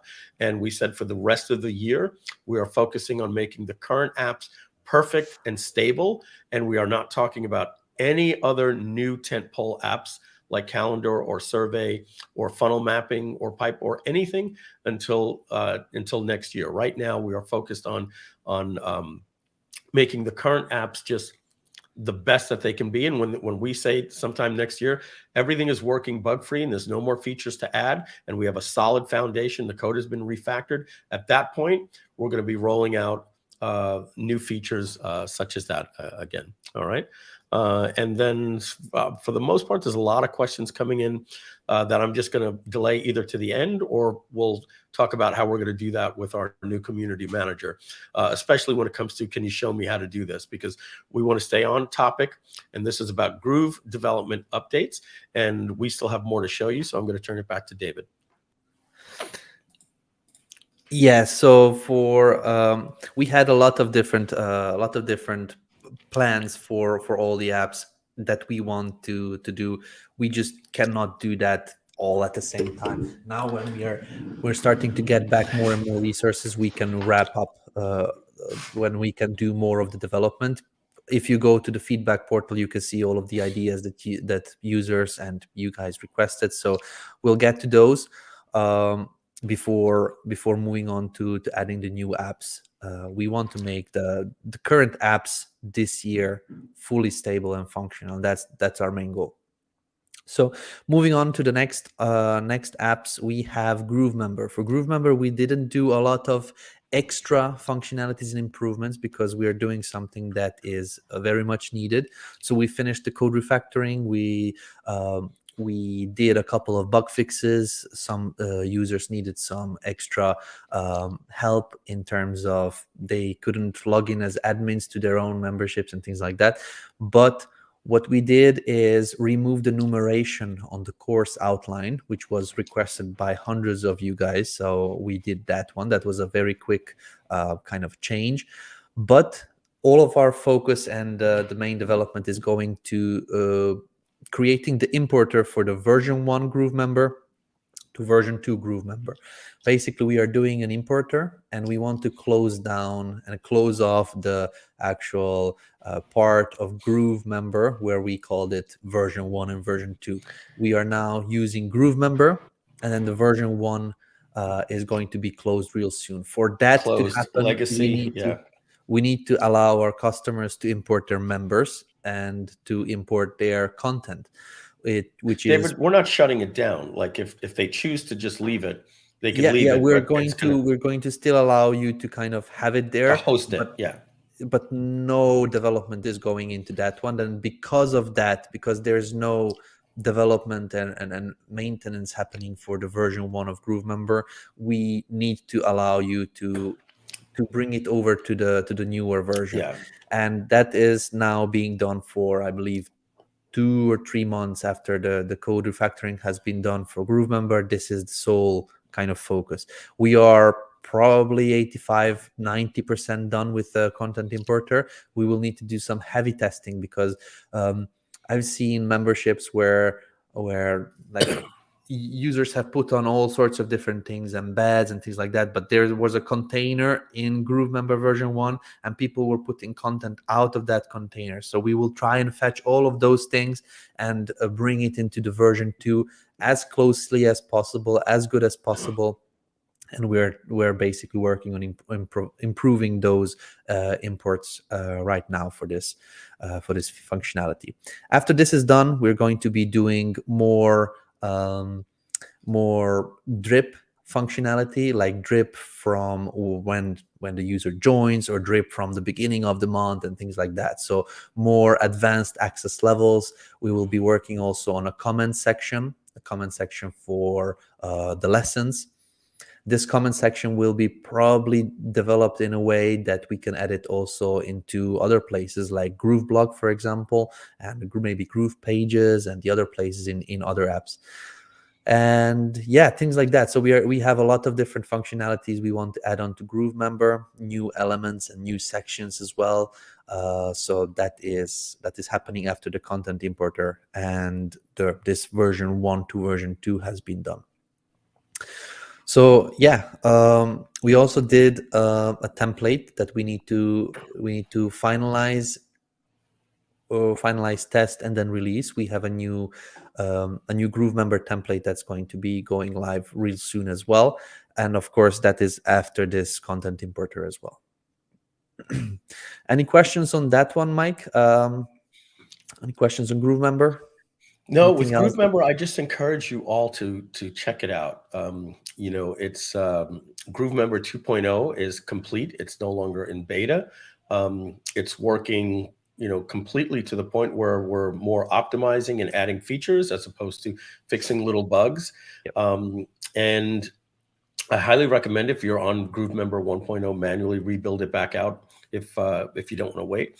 GrooveMember 1.0 is now going to be, as software developers now say, unsupported legacy, and the new GrooveMember is just, in my opinion, if you take the time to learn it. If I was going to build a platform, you know, and I'm just frankly speaking, saying having a friend build a membership course, I feel if they use anything less than GrooveMember, if they use, you know, Kajabi or anything like that, I think they've left something on the table. I think we have a better platform out there than anything. And then that means the future of GrooveMember, we're going to start talking about things like more things to do with progress bars, or allowing people to take tests and quizzes and surveys and all those different things. And in the future, we'll start going into more membership things like a Patreon and things like that. But we're happy right now, as is where GrooveMember is, to say if you're going to be doing it for hosting a course, it's the best platform out there. It's really rock solid. Offers you a lot of options. I was just reading a couple of comments over here. There says there's a default content below that cannot be deleted in GrooveMember membership website. That there's a setting where you can hide that already, so you just need to double check that. It was done on purpose. We don't want an empty page without any content, because you wouldn't be able to select something. So that was done on purpose. Let's just quickly do. Okay, so Richard, let me read this question here. Rob said, Rocket Growth says, actually, that's not true. There's a program called Email Video Pro that does indeed allow you to play full videos inside an email. If you say so, I'll check it out. I know about 10 programs like that, Rocket Growth, that all say that they do that, and they all put basically something that looks like this inside of an email. And it's a video that when you click it loads a page and plays a video. So if I just don't know that technology exists, but I will take your word for it. If you say what I said is not true, I'll look up Email Video Pro. And if you're telling me that I can click play inside of Gmail, I'll eat my hat, but I'll take your word for it. All right. Let me just answer this question here for transition. So there's the transition from version 1 to version 2 is going to be fully announced. We're going to explain everybody what needs to be done, but it's going to be very simple. You're going to be going into your membership library, clicking on an import button, and that's it. Like, it's that simple. If you have a membership in version 1, inside your membership library, there's just going to be a button import, or import to version 2 or something like that. And once you click it, we're going to do that automatically in the background. So there's nothing that you have to wait for. We're going to create a membership. We're going to build out the outline. We're going to bring in your members. We're going to bring in your content, and then you can check if everything is correct. Adjust things, because we cannot adjust. We will bring as the best as we can, but once we brought it back, once we imported it, you need to do the last step modifications, and then you basically migrate it over to version 2. So that's going to be as simple as that. We're going to be putting a banner on top of GrooveMember, and also announcing on Facebook and YouTube and in our dashboard as well, so everybody knows. But yeah, that's going to be the step-by-step process. Kevin asks, what about the ability to go directly to one course bypassing the membership? Yeah, that's already done as well. So if you go to GrooveMember, let me just share my screen real quick and show you. So this functionality was also released. We've made so many changes to GrooveMember that likely we should probably do just a 1 hour live stream just on GrooveMember. Yeah. There's been so many changes and customizations on how you can set your settings to just bypass the membership and go directly to a course, and all these different things, especially from the user perspective, how they can enjoy your membership. We've made some incredible changes there. It's really worth going through all of the settings, and maybe what we'll do is we will do a full GrooveMember live stream maybe next month. We'll show you how to create a course, and we'll go over all the new settings, and we'll have that, as we say, all in the can for the new GrooveMember. Yeah.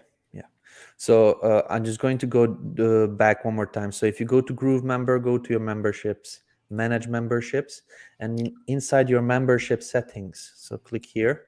For example, if you have a membership with only one course, you may not want to have all those extra pages, and you want to kind of force login people to that one course. So you can come here to course display settings, force login, and then you basically select the course, and it's going to be as a landing page. When somebody logs in, it's basically bringing people inside that course directly. So this was done, I don't even know how many months ago, but this is, yeah, it's available. It's there. Yeah, take your time to go through. This is all new. We've set up the new settings panel, and there's new tabs, and it's really worth going through all of those things, because I'm surprised that we even did it, honestly, between David and Debarshi that we're working on it. They were getting so much feedback from members saying, hey, can you do this? Can you do this? And we listened really close and put all that stuff in on GrooveMember, and we gave you guys pretty much everything you wanted. Yep. So the next thing, we'll add this one to the list here that somebody says here. This isn't something we have Sultan, and again, this is I see the need. You want to be able to go in and see if a user logged in, and you can see their last login date by IP. We'll make a note of that, and we'll put that on the list for you. You know, if somebody says they're asking for a refund, you can say, hey, well, you went through the course. You know. Yeah. So the next step for GrooveSell and GrooveMember, I forgot to mention that, is going to be custom email notifications. So when somebody joins, then the email does not come from GrooveMember.net or Groove.cm or something like that, but it comes from you. And also to be able to modify the system emails that are being sent. This is something that is available as a coming soon option. We just never got to it because there were other things that we were always working on, but this is going to be the next thing that we are going to be adding, as well as the other functionalities that I mentioned earlier. David, if they're a paid member, are we going to tie that into the GrooveMail template so that they could use the transactional templates that we have in there? We can definitely talk about that one. Yeah, because we have all of those lost password, like welcome me, like we have all those beautiful templates. It'd be great to just pop that builder right in there for them. Yeah. Great. All right. So we mentioned GrooveMember, GrooveBlog, GrooveVideo, GrooveSell, GroovePages. We have a couple more to go. GrooveWebinar. So GrooveWebinar did the whole code refactoring, and that's pretty much it. We didn't do any kind of improvements. There were a couple bug fixes, very minor, nothing special, but I want to talk about what the next steps for GrooveWebinars are. So GrooveWebinar, and currently what we offer is default pages, system built pages. When you create an automated webinar through the wizard, we have system pages, and we also allow people to add their own custom pages, either from GroovePages or from external platforms like built with Elementor, or I don't know, with ClickFunnels and the other platforms. But there's no way that currently we track registration page, either impressions like uniques, and basically we don't track registration page visits. We don't track the registration page. That's going to be the next step, that we give you a little snippet of code that you can track the registration page, so that you know, okay, this is how many people landed on the page, this is how many registered, and this is how many didn't register. So those statistics and analytics are currently missing from GrooveWebinar. But not only that, webinar conversion tracking as well. For example, we are going to allow you to add an average order value for your webinars. So you will type in the average order value, or you can also add the price of your offers. So when somebody buys your offers on the webinar itself, then you'll be able to track that and display it nicely in your GrooveWebinar analytics and statistics, see the insights of who purchased what, how many people converted, how many conversions happened, what's the dollar amount of those conversions, and things like that. So GrooveWebinar currently we developed to be a system to play automated webinars, which works great and is used by a lot of users. But now we're going to the next step, where we are going to be tracking and allowing you to adjust based on different data and results. So registration page tracking, webinar conversion tracking, and replay conversion tracking is the next focus. Yeah, we're really excited about that. You're going to see all of that inside of the analytics. We missed the boat on some of that. We had it in there, but we didn't realize there was a couple of more little things that we needed to put in pixels and little things like that that really tied it in. So we had a 2-hour call last week. David, Husni, myself, and Donna, and we went through exactly what is needed so that when you log into that dashboard, you're going to have full metrics and the ability with your ad agency to know what webinars are performing and all those different things. And this is a question that that we can answer for you now. How can we use affiliates for our Groove webinar to promote the webinar and then provide commissions when someone buys the offer at the end of the webinar? Well, you would simply do this. You would go into your GrooveSell, and when you go into your product, we'll go to our demo product right here. And what you want to do is, assuming you have a landing page for your webinar, when you get to the affiliates over here, you're going to notice there's something right here called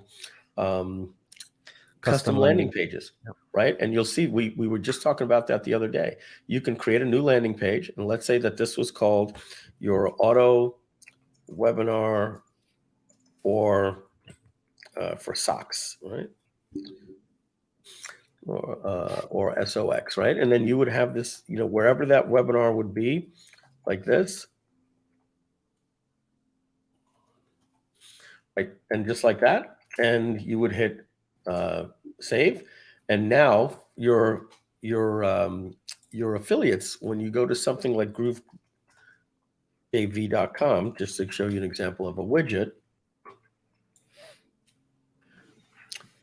when your affiliates go here and they click on your different landing pages, right? These are your affiliate links. They would see something. Now, I didn't do it for this account. I did it in a demo account. But you will see they would see something like, here's for the webinar, and they'll get a link.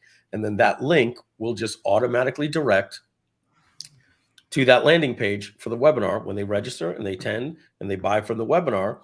Well, what are they buying? They're not buying that webinar. They're actually buying the product that we were just setting up the affiliate stuff for. So it's basically a custom landing page for any product. You can do it for a VSL. You can do it for a live webinar, an automated webinar. You simply create a page and say, where should this affiliate link go when they click here? And you'll see if we copy this right here, we're going to go to a page that tells people to join a webinar, just like that. Okay. And this is for our automated webinar. When they get on, if people buy, so that means that you right now can go promote our automated webinar for Groove, and people, if they buy an upgrade with Groove, you guys get paid. So that's how that would work. Yeah. All right. So, okay, where did we stop? Yeah. So Groove webinar. This, yes, we will. We'll maybe in the coming months, maybe what we'll start doing is we'll do maybe an update 1 month on GrooveMember, a full update on GrooveKart, a full update on I think GrooveKart, GrooveMember. Those are the ones that probably could use. I don't think we need to go down every single app, but we'll probably end up doing that over the coming months. We're excited to be re-engaging with you guys again. And I know somebody said, Dwight said, GrooveKart, please. Yes, look, we have 10 apps. Give us, and look, I think somebody said, what is ClickFunnels? Yes, I agree. We've sort of buried the lead here too. David's got 2 mind-blowing demos that he's going to show you that's going to be going live very, very soon. And we forgot to mention that at the beginning. Stay tuned. We've got, you know, some of the biggest, as David said earlier, not sexy, but an update on GrooveMail. We've got some sexy things to show you. So stick around. It's coming up real soon. Yeah, so GrooveWebinar, this is the next thing that we are going to be working on, as I mentioned, basically tracking.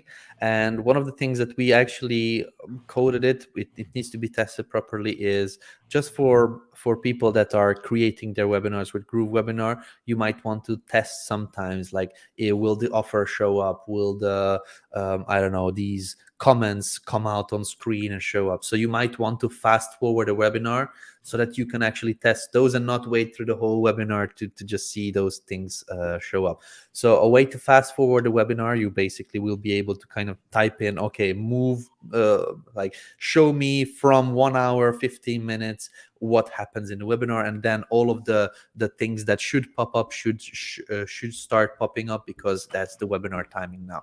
So this small improvement for a webinar to fast forward to it to a specific time is going to be coming in live real soon.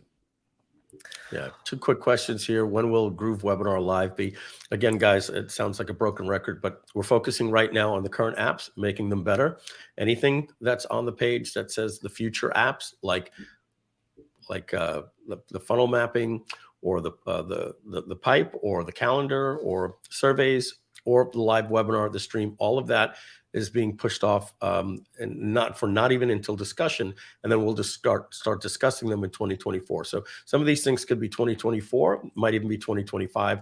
Right now, we're dedicated completely in 2023 to making this app, as we said, as solid as possible. Then we're going to start talking about those things and communicating them with you. There was another question. Somebody said, hey, when is the team stuff coming? We went over that already. In a nutshell, that is in the works, and we're working on that for release this year. No set dates for you. And Sultan, you're asking here, when can we have an option for having gradient colors? We don't have that right yet, but you can just Google how to do gradients with CSS, and then we do offer custom CSS, and then you'll notice a lot of our templates use gradients all over the place. So it is possible. Just do a search on how to do gradients with colors with CSS, and then dump that CSS into the button element or whatever it is that you want to add CSS to. I'm going to try to let David focus on here. You guys are blowing up a lot of different questions, and I get it. It's our first time. The replay will be a bit strange for people that weren't live, but yeah, let's try to go through everything first that we have, and then we can go back to the questions. All right, so the next thing, I want to bring us back to GrooveMail. What we talked about earlier was mainly the admin stuff. I will just remove your screen from here. So first, when we started this stream, we talked about deliverability. What are the admin things? What are we working on to improve sending these hard bounces and things like that that are happening for GrooveMail? Now I want to just bring us back a little bit and talk about the software itself, like what are the things that are being worked on for the software. And there is quite a lot of bug fixes and quite a lot of improvements going on. But yeah, so we have fixed a couple of things in terms of scroll. Like, for example, when you're on a contact page and you want to see all your tags and all of your lists for a specific contact, these drop downs were all messed up. They were showing half of the actual item, so we fixed that one. We fixed a huge issue with the hard bounces recently. We figured that when we send out an email, like half of the contacts get hard bounced. There were some bugs that were falsely reporting our contacts and our users' contacts as hard bounces, although they weren't. So we have fixed that. This was for a week or so, where the hard bounces just kind of kept growing and growing. And I can say that it's definitely much better now.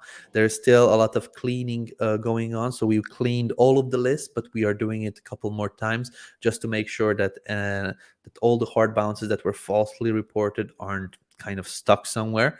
But yeah, it's definitely much better, so that it does not affect any of the SMTP servers that you're using for sending through GrooveMail. You can use it freely and just reliably now.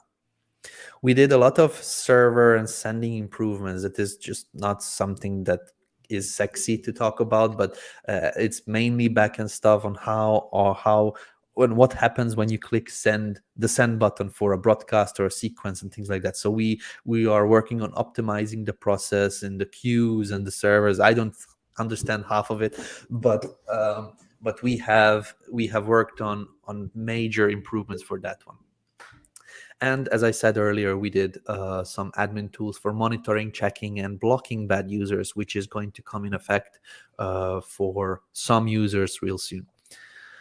I mentioned earlier demo mode. We are testing the demo mode for GrooveMail. So when you click on contacts, you do not see the names and the emails from those users, but instead you see X's, so that you can demo it. You can go on a live stream and reliably make sure that you share your screen, you teach Groove or showcase Groove in the best possible way, but not give away your users' data, which should not be shown live. And for those of you that are just joining us late, we had a major update on the performance of GrooveMail at the beginning. It was the first 10 minutes of the call. So you can go back and watch the first 10 minutes of the live stream. We had some really good news on the performance of GrooveMail. But now we're just talking more about the app. Brad, I see your question about payments. I'll get to that at the end, but we'll have good news for you. Brad, all right. Case. So the next thing that we are working on for GrooveMail is the GrooveMail SMTP. As we mentioned earlier at the beginning of the video, we are working with a specific team on deliverability, cleaning our system, and just making sure the GrooveMail SMTP deliverability gets like top scores overall. Once we cleaned our user base in terms of people that are using GrooveMail SMTP, we are going to go and contact again all of the inboxes that are giving us a headache, like Microsoft and Yahoo and all of those companies that are basically not allowing our emails to be received in their inboxes. So that's going to be something that will take some time. It will take a couple weeks, a couple months, but we are going to get that sorted, and we will show them that we are a much better platform after we have cleaned our user base. We're going to be doing major improvements in the UI in terms of tables and filtering and sorting. There is a person working on that right now, so maybe even next week. I want to bring GrooveMail and basically all of the apps to have tables, any kind of tables, table of contact, table of lists, table of sequences and broadcast. All of the tables will need to have search, filtering, sorting, bulk select, bulk actions, paginations, show, I don't know, 10, 20, 25, 50 contacts, lists, broadcasts, and things like that. So all of the tables need to be exactly the same and offer all of these functionalities. And we're making sure that happens. And this is basically being done right now. It will allow us much better management of the whole business setup and the whole emailing and everywhere. Like, for example, in domains, when you go to Groove and you click on domains, there as well we need search, sorting, filtering, and things like that, which is not available, and that's being worked on right now. David, I'm going to answer a question real quick.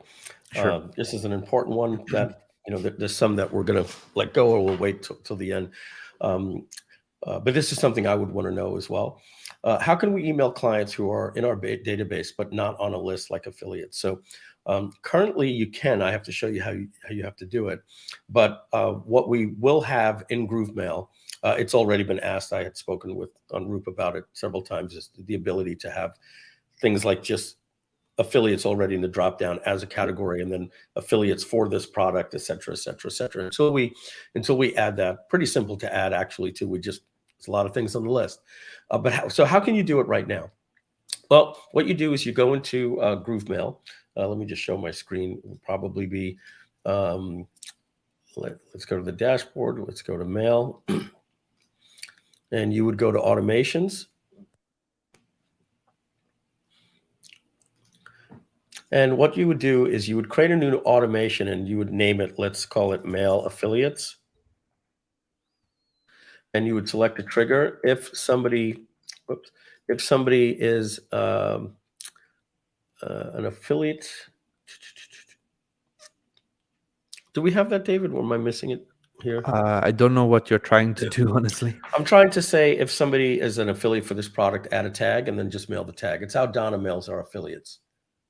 I don't think we have the trigger for affiliates yet. We have the trigger for purchases. So maybe she triggers. I happen to be here, so I'll jump in. Hello. That tag needs to be set at the time that they become affiliates. You can't. We don't have any actions based on searching the database right now, Mike. So yeah. So then how would I do that? We'd have to get the list. So you'd have to get your list of affiliates, re-upload it, and add the tag in the upload or add it to a list. Or you have to have an automation that creates an affiliate tag and adds them to the list. So yeah, we can't do the automation because so we can only do it your way because we don't have the trigger that says if they're an affiliate. So the only way to do it is to export your affiliates, re-upload them, and then add a tag that they're affiliates in the upload process. Exactly. Yeah. So I highly recommend that everyone create an automation that takes someone when they join your affiliate program and adds them to an affiliate list. Right, gotcha. And then you can do that. And then you can mail that list easily. Yep. I'm gonna ask David if we can push that one. It's really simple. It's in our database. We just need to add it into the menu. When you go to create a broadcast to who, just to drop down this affiliate in this database. It'll be much easier for us to just do it for you. So thanks for bringing that up. Okay. Yeah. So this is basically what is the next focus as we were working on this GrooveMail deliverability issues, UI improvements, different fixes. The main big thing that we are working on for finishing is the activity logs and these new automations as we covered now. It is basically 80% done. And what I'm not talking about the UI part of it, but it's the logic part of it, or how we handle the data when somebody becomes a subscriber or a buyer or an affiliate and things like that. What happens then? So all of that data in the backend needs to get sorted. It needs to be finalized, and then we can bring it to the new UI, which is pretty much done. So I don't know, Mike, do you want to showcase it, or maybe should I? Yeah, why don't you showcase it? So just to let you know, folks, when we talk about UI, the UI is, and the user experience is something that we've created our own entire component library for everything. And some of our designers and developers in different apps were not using a unified element component for the app. So we've not only set the standard that every single navigation, every button, everything is going to function identically in every single app. There's a standard operating procedure for how these things are going to work. But the most important thing was that we actually had a library, a component library that had every type of pop-up modal, warning in yellow, red, green, whatever the case may be. And it's going to be a unique look and feel throughout the app. So David's going to show you that component library. And that's being now rolled out. We have a person on the team. His name is Deepak, and he's our front end developer. And he's the person that is responsible for all of the stuff that happens in the user interface. And all of that stuff is now being reskinned on top of the app. You're not going to see major differences. Some of the apps already have them. Some of them are going to get caught up with some of the ugly pop-up modals we have in certain areas. So here what I'm showing you guys right now is what I mentioned in terms of activity logs and automations, the updates that are going to be coming. So currently, I will just open up GrooveMail in another tab. We have automations that look like what Mike just showed. I will open it here so that you can see. This is the current automations. If, then, that's it. It's pretty simple, but in certain cases when you have a lot of different things, like for example, let's just add this one, add to integration, and then you select that active campaign, that it goes on and on. It does not allow you to do a lot. It just becomes too cumbersome to kind of, like you see, it's just not the best experience. So what we did is we completely rethought how we will do this automations, and then we came up with a version 2. And this was with communication, Donna and Mike and the whole UI team. We created something that might be a little bit more easy to understand. So when we create an automation, we are going to see something like this. This is not live for you guys right now. It is going to be live as soon as we've finished with this backend process that I mentioned earlier. But when we add a trigger, we're going to see everything in one column, and then it's going to be building downwards. Like, for example, contact subscribe to the list, and then you select the list so that it is going downwards, similar to how Zapier does it, or Public Yeah. Connect, how they do it. So it's going to be something like this. But then we are going to move horizontally along the lines. Okay, so if and this David, happens, just on there, I just want to mention that currently that in the current automations, the drop down doesn't have all of the features that's needed. So before this goes live, we're going to make sure that every single thing that can happen in the app that we could possibly think of that you might want to set as a trigger, like affiliate, which is not there, things like that, that drop down is going to be a lot longer as well. Yeah. So in the current one, we do not have conditions, as you can see. We added in conditions as well. The conditions can be different things. Currently, we have just a couple, which are triggers as well. But what we did is, for example, open a broadcast. But what if you want to trigger somebody that did not open a broadcast? We added in a toggle switch, which will be saying contact does not have a tag, or contact did not open a broadcast. So this not tag is basically kind of the negative version of the tag that we have, or the negative version of the action that we have for the positive one. But you can just flip this on, and then we will see all the negative versions of those actions, which is pretty cool. So yeah, and so folks, the difference is because now we're adding conditions. We never had that before. So what you want to look at is triggers means when this happens in the future, do the following. But we used to just go to step 3, do the following. But now we're saying when this happens in the future, and the condition is if the user is in this current state. So that means that you can avoid the trigger from happening or force the trigger to happen only under these conditions. And we never had that before. And that's a major, major improvement for automations. Yeah. So if you don't want to add any conditions, you can just skip it and go to the action here, which is going to give you the current actions that we have. As Mike said, we are going to be adding on the new ones that come with this new backend stuff updates that we are doing. So yeah, once that is done, this is how it's going to look. And then you're going to name the automation. There's a couple of UI changes here as well. We will immediately say that your automation is active. Currently, when you do something, it's inactive by default. We do not like that, so we made it so that it is active, in an active state, and then you can stop it, and then it's going to say your automation is in inactive state.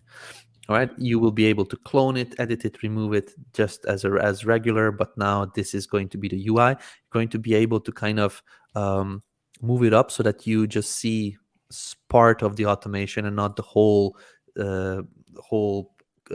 trigger, condition, and action, but you can actually minimize it so that it doesn't take up as much space like this. So David, yeah, were you going to be showing the sequence builder today, or we can, if not, we can describe how it'll be similar to so the we do not, I do not have a sequence builder on any of these test servers currently, so maybe we can just talk so we can describe it. So folks, what is the difference between an automation and a sequence? An automation basically says that when this happens under these conditions, then set this automation. A sequence is going to be a sequence of automations where you're going to be able to use that same user interface that you saw, but you're going to create a sequence that says, when this happens under this conditions, send this out, this email. But then you're going to be able to put another plus on top of that and then say 3 days later, add this, and then split it. Now, if they open it, then do this. If they don't open it, then do this, etc. So an automation is basically just something that you want to automate when a certain trigger happens. A sequence is going to be looking just identical to that. You're going to start with a trigger, a condition, and then you're going to be able to stack the actions. You're just going to keep hitting plus, plus, plus, divide if they do, if they don't. And then email number 3, wait 2 days. Email number 4, if they don't open the email, then send a text message. And so you're going to have the same exact user interface. You're just going to be able to stack the actions based on future behavior. So that's going to be pretty exciting stuff as well. All right. Hey, Mike, can I yes, can Donna. I enhance that a little bit? Because you can already stack actions and automations. You can have one automation do 5 things for you, just in the automation itself. Automations are things that happen instantly. Sequences are things that happen over time. That's truly the difference. So if you wanted an email to go out 1 day after someone joins a list, that would have to come through a sequence because And then they that's drop into a delay over sequence. time. Yeah. Yeah. Automations happen immediately. Sequences happen over time. Yeah. So a sequence is something you dump someone into, right? Yeah. Because you could have 8 things happen, and in fact, we do. When you buy one of our products, you get added to a buyer's list, you get added to a follow-up sequence, you get a tag, and all of that happens in the automation all at once.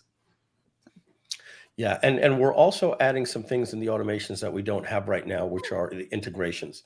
So you're going to have much more flexibility with your current integrations. We have some of them now, but it's going to be completely built out. Thank you, Donna, for clarifying that for us. Here was a question on that. How are you going to control the firing of automations? Not sure exactly what that means. David, does that make sense to you? I mean, the automations will fire on a trigger. So you set up the trigger and that will fire it. We might do something as Kevin Stride asked earlier, that we can activate a trigger or activate an automation manually.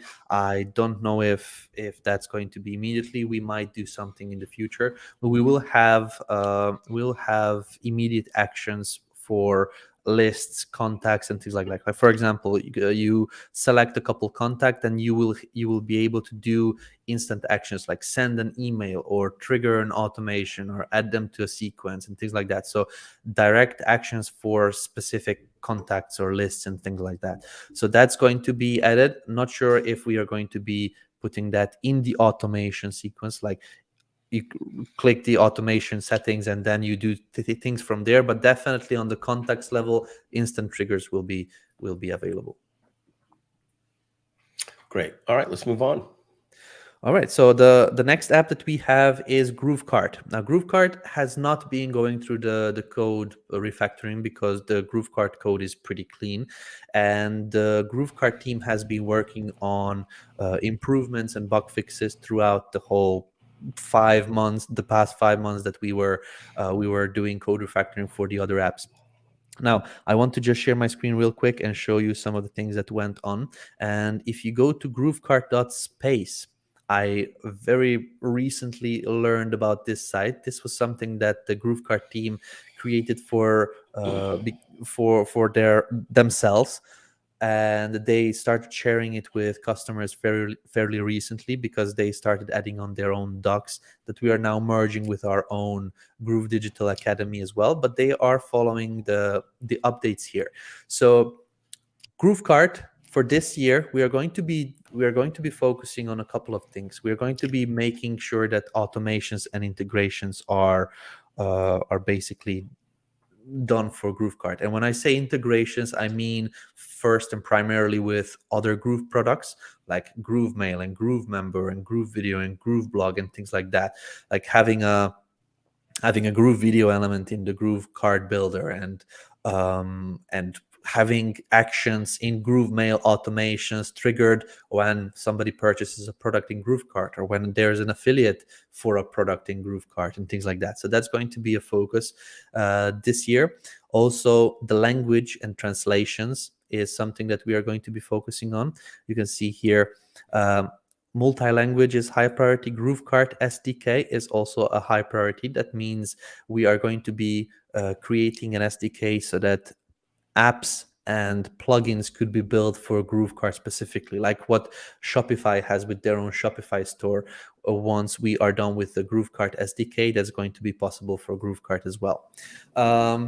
We are going to be adding Printify, print-on-demand integration, Paystack. These are high priority, and definitely integrations with Groove.cm. This is something kind of that I will make sure that is done as the top priority. We want you to be able to manage your GrooveKart store with the automations, with the email builder, with the lists and forms within GrooveMail already. That is not available yet, but that is going to be available within the next month or two, because the team is already already working on that one. So that's pretty exciting. So if you go to GrooveKart.space, again, you can see all this doc. I'm going to be copy pasting all of that into our own dashboard as well. So the updates are there, and the whole roadmap is visible in our own roadmap portal there. Cool, David. That's great. I didn't know they had that. That's Yeah, really good. like So I fairly recently learned about it too.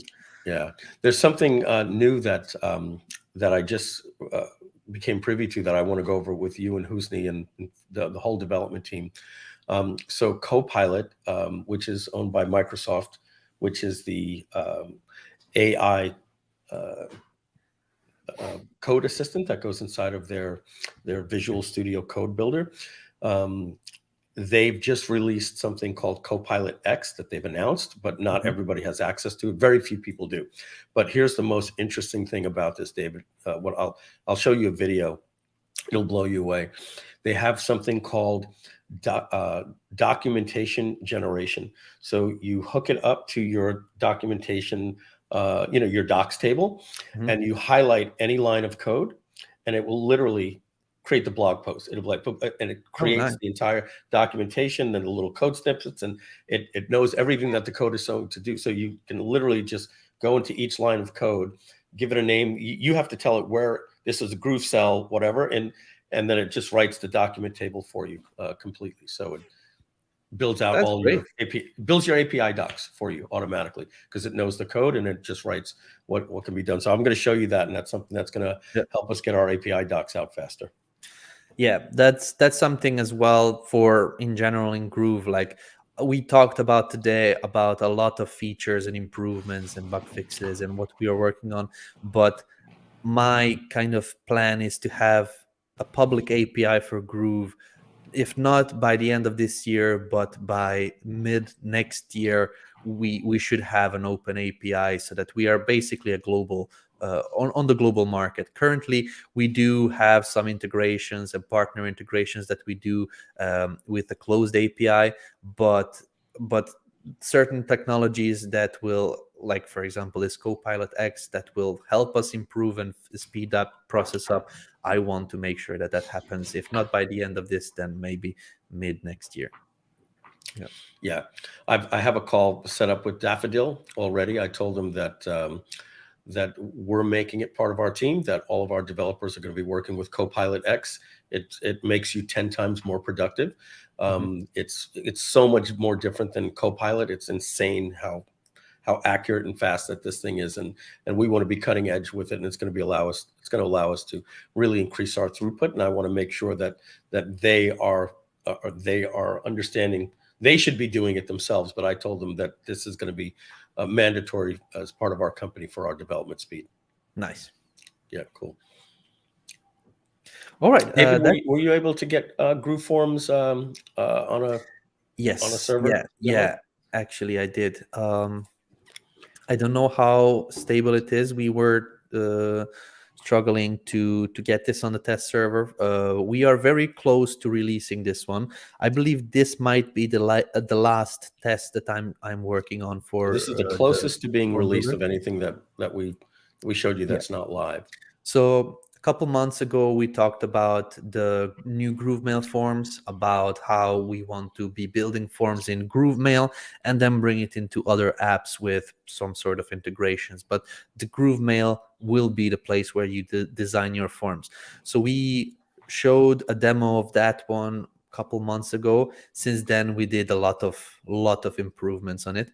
We have we are working, as you can see, some issues are still happening. This is on the test server, so I'm not quite sure how much I can show you from this one. We do have templates, is what you wanted to say, right? So yes, so we did templates. So templates mean style and also content. When I say content, that means headings, descriptions, form fields, buttons, and things like that, and also style. So in the build of the form, the step number 1, we build a form, and you can select a template.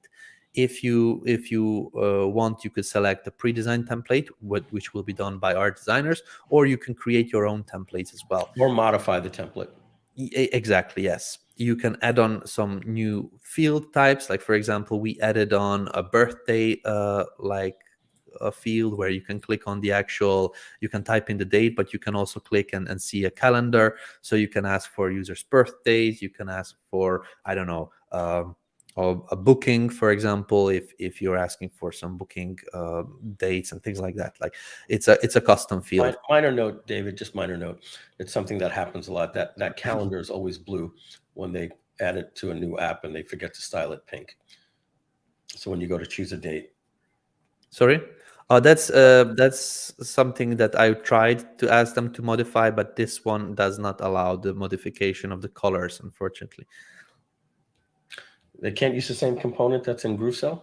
No, it's a different Okay. it's a different tech. I tried. We might look into it with Husni, but I just really want to release it first, and then we can think about the colors. We are kind of long overdue with this functionality. But yeah, we added on a custom other custom fields as well, like, for example, a checkbox field where you can type in some text, choose an icon, and then do things like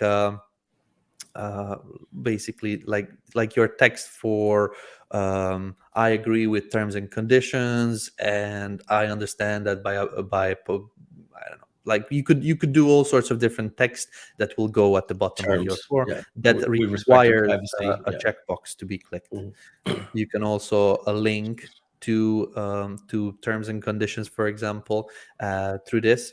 We also added on a description or a paragraph box, which just said you could type in here, like, by clicking the send button, you agree with our terms and conditions and privacy policy. So it does not have to be a checkbox necessarily with a link, but it just can be a text that you A write little out. text area that has all the terms. Yeah, so these were the kind of the new custom fields that we added on. If we go on to the next part, now we can see that there is a couple more options here on the side. So we have templates, we have presets. So templates is form fields like the content and styling, but presets is just styling. So you can create your own style. Like, for example, here I want this font and I want another font, but I want here a gray border and I want a blue button, for example. But then you can click on another one and then another styling will open up. Now on the test server, it doesn't. I don't have other presets, but we can design one. For example, like form settings, text color will be yellow, for example, and then I could do all sorts of different styling. You could Make do the background black. CSS, yeah, background back and things like that. So there's a lot of different things that you can do. It's like literally design it as you want. Fully. If you want to go and design a specific element specifically, like just that one element, there is an advanced mode as well. If I turn it off, you can see that we have form, heading, subheading, paragraph, fields, and buttons. But if I turn this on, then I could go into a specific field, like, for example, specific field birthday, and I can personalize only this field, which is going to be Oh, that's nice. I didn't know you added that. Yeah, background color for this specific field is going to be yellow and things like that. So each and every field specifically, you will be able to personalize and customize with this editor. We added on custom CSS, we added on responsiveness selectors, we added on a lot of different settings for alignment, like left aligned, everything. As I said, it's a little Test server, yeah. a little bit funky on the test servers right now, but yeah, I think the last test is being done this week, and if everything goes well, we can probably make this live.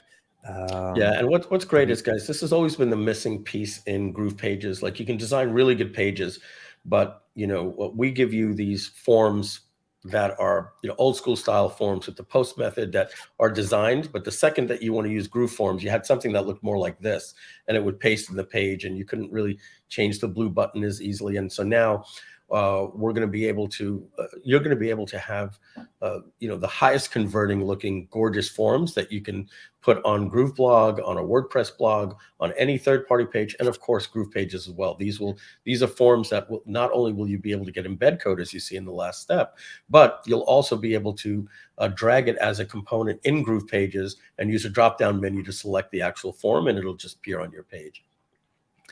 Yeah. So the next thing that we did, the latest thing that we did, that we worked on for quite some time, is this part, which is the integrations. So we added on direct integrations to the forms, so you can connect them to your membership. Like, for example, somebody fills out the form, then add them to this membership on this access level, for example. Or if you want, you can add them to your integration in, I don't know, like GoToWebinar, for example, and then you decide your webinar and things like that. So this is great. You can design your own form now, right in here, and then just pass the lead right to GoToWebinar. Yep.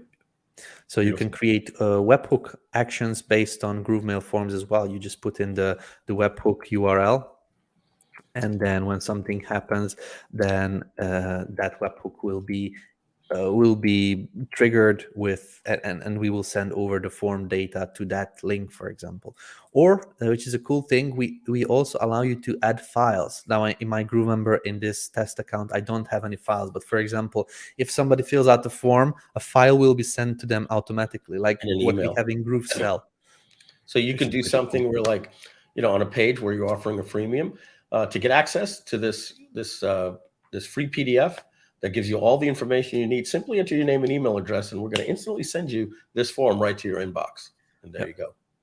And which you can already do, but you need to write an email. Like in the form setup here, you can write, for example, a welcome email here. So you can do that already with, for example, a basic editor, and you can type in a link for that freebie. You'd have to manually say, here's your zip file, here's your PDF. This is a little bit faster method, because it sends out a system email with a file download link immediately. So you do not have to write emails, you do not have to do everything. Just select a file from GrooveMember and you're good to go.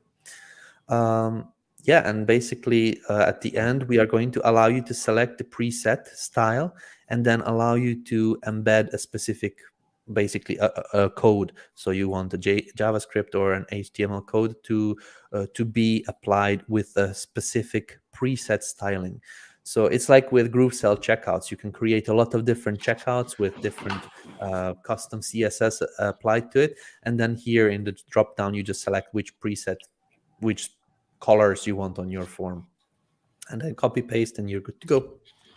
Can't wait for that to be live. Yeah, me too. And so so David and I, like we said, for 5 months, a lot of code refactoring, not a lot of stuff. We're excited that monthly we're going to be able to be bringing you these updates, and inside of the app, you're going to pop in every now and then and see the little notification that this was added, the new templates. We're going to be engaging a lot more with you. So we're going to have a lot more exciting things like this. And I will say this, we hired a new community manager, and our community manager we're going to be asking him to be doing more of, here's a 1 hour, 90-minute session on GrooveKart. Please leave all your questions relevant to GrooveKart. Okay, here's a 90-minute session on GrooveMember, and here's a 90-minute session on just how to use the forums. Here's a 90-minute session on the automations. All these different things are we're going to be engaging with you with the community manager, and David and I are going to be bringing you, dropping the bombs, as we say, with what's coming, giving you some sneak peeks, what actually went live on a monthly basis. And so we think that the Q&A for a lot of the stuff that's in here is going to be better served working with our new community manager, whose job is to actually look at the question and say, okay, so you have a question about this. Let me show you how that can be done. Let me show you a workaround. No, we don't have that yet. That's a good point. Let me add it to the list. All of that. You guys have a good 150 questions in here, and at the 2.5 hour mark in this call, we'll easily be here till 5 o'clock answering all of your questions. And I see some of the questions that I want to answer, but it's going to bring us down a rabbit hole. Amanda, I see your question about, integrating GroovePages and GrooveKart, with one site. Again, I'd rather have a day where we dedicate all of your questions to GrooveKart. The short answer is sort of. She wants to know if, can you combine GroovePages and GrooveKart? GrooveKart's its own domain. GroovePages is its own domain. So what we tell people to do is put your domain at GroovePages and put your store at store.yourdomain.com and theme them to look the same. The user experience, the user may never know the difference if you skin them the same. But no, you cannot have the same domain with GrooveKart and GroovePages. It's binary, but you can theme them to look the same. So there's a lot of other questions like this, guys, that I'm going to give you a general answer here. What about this? What about this? What about this? What about this? We have our goal this year to solidify the app.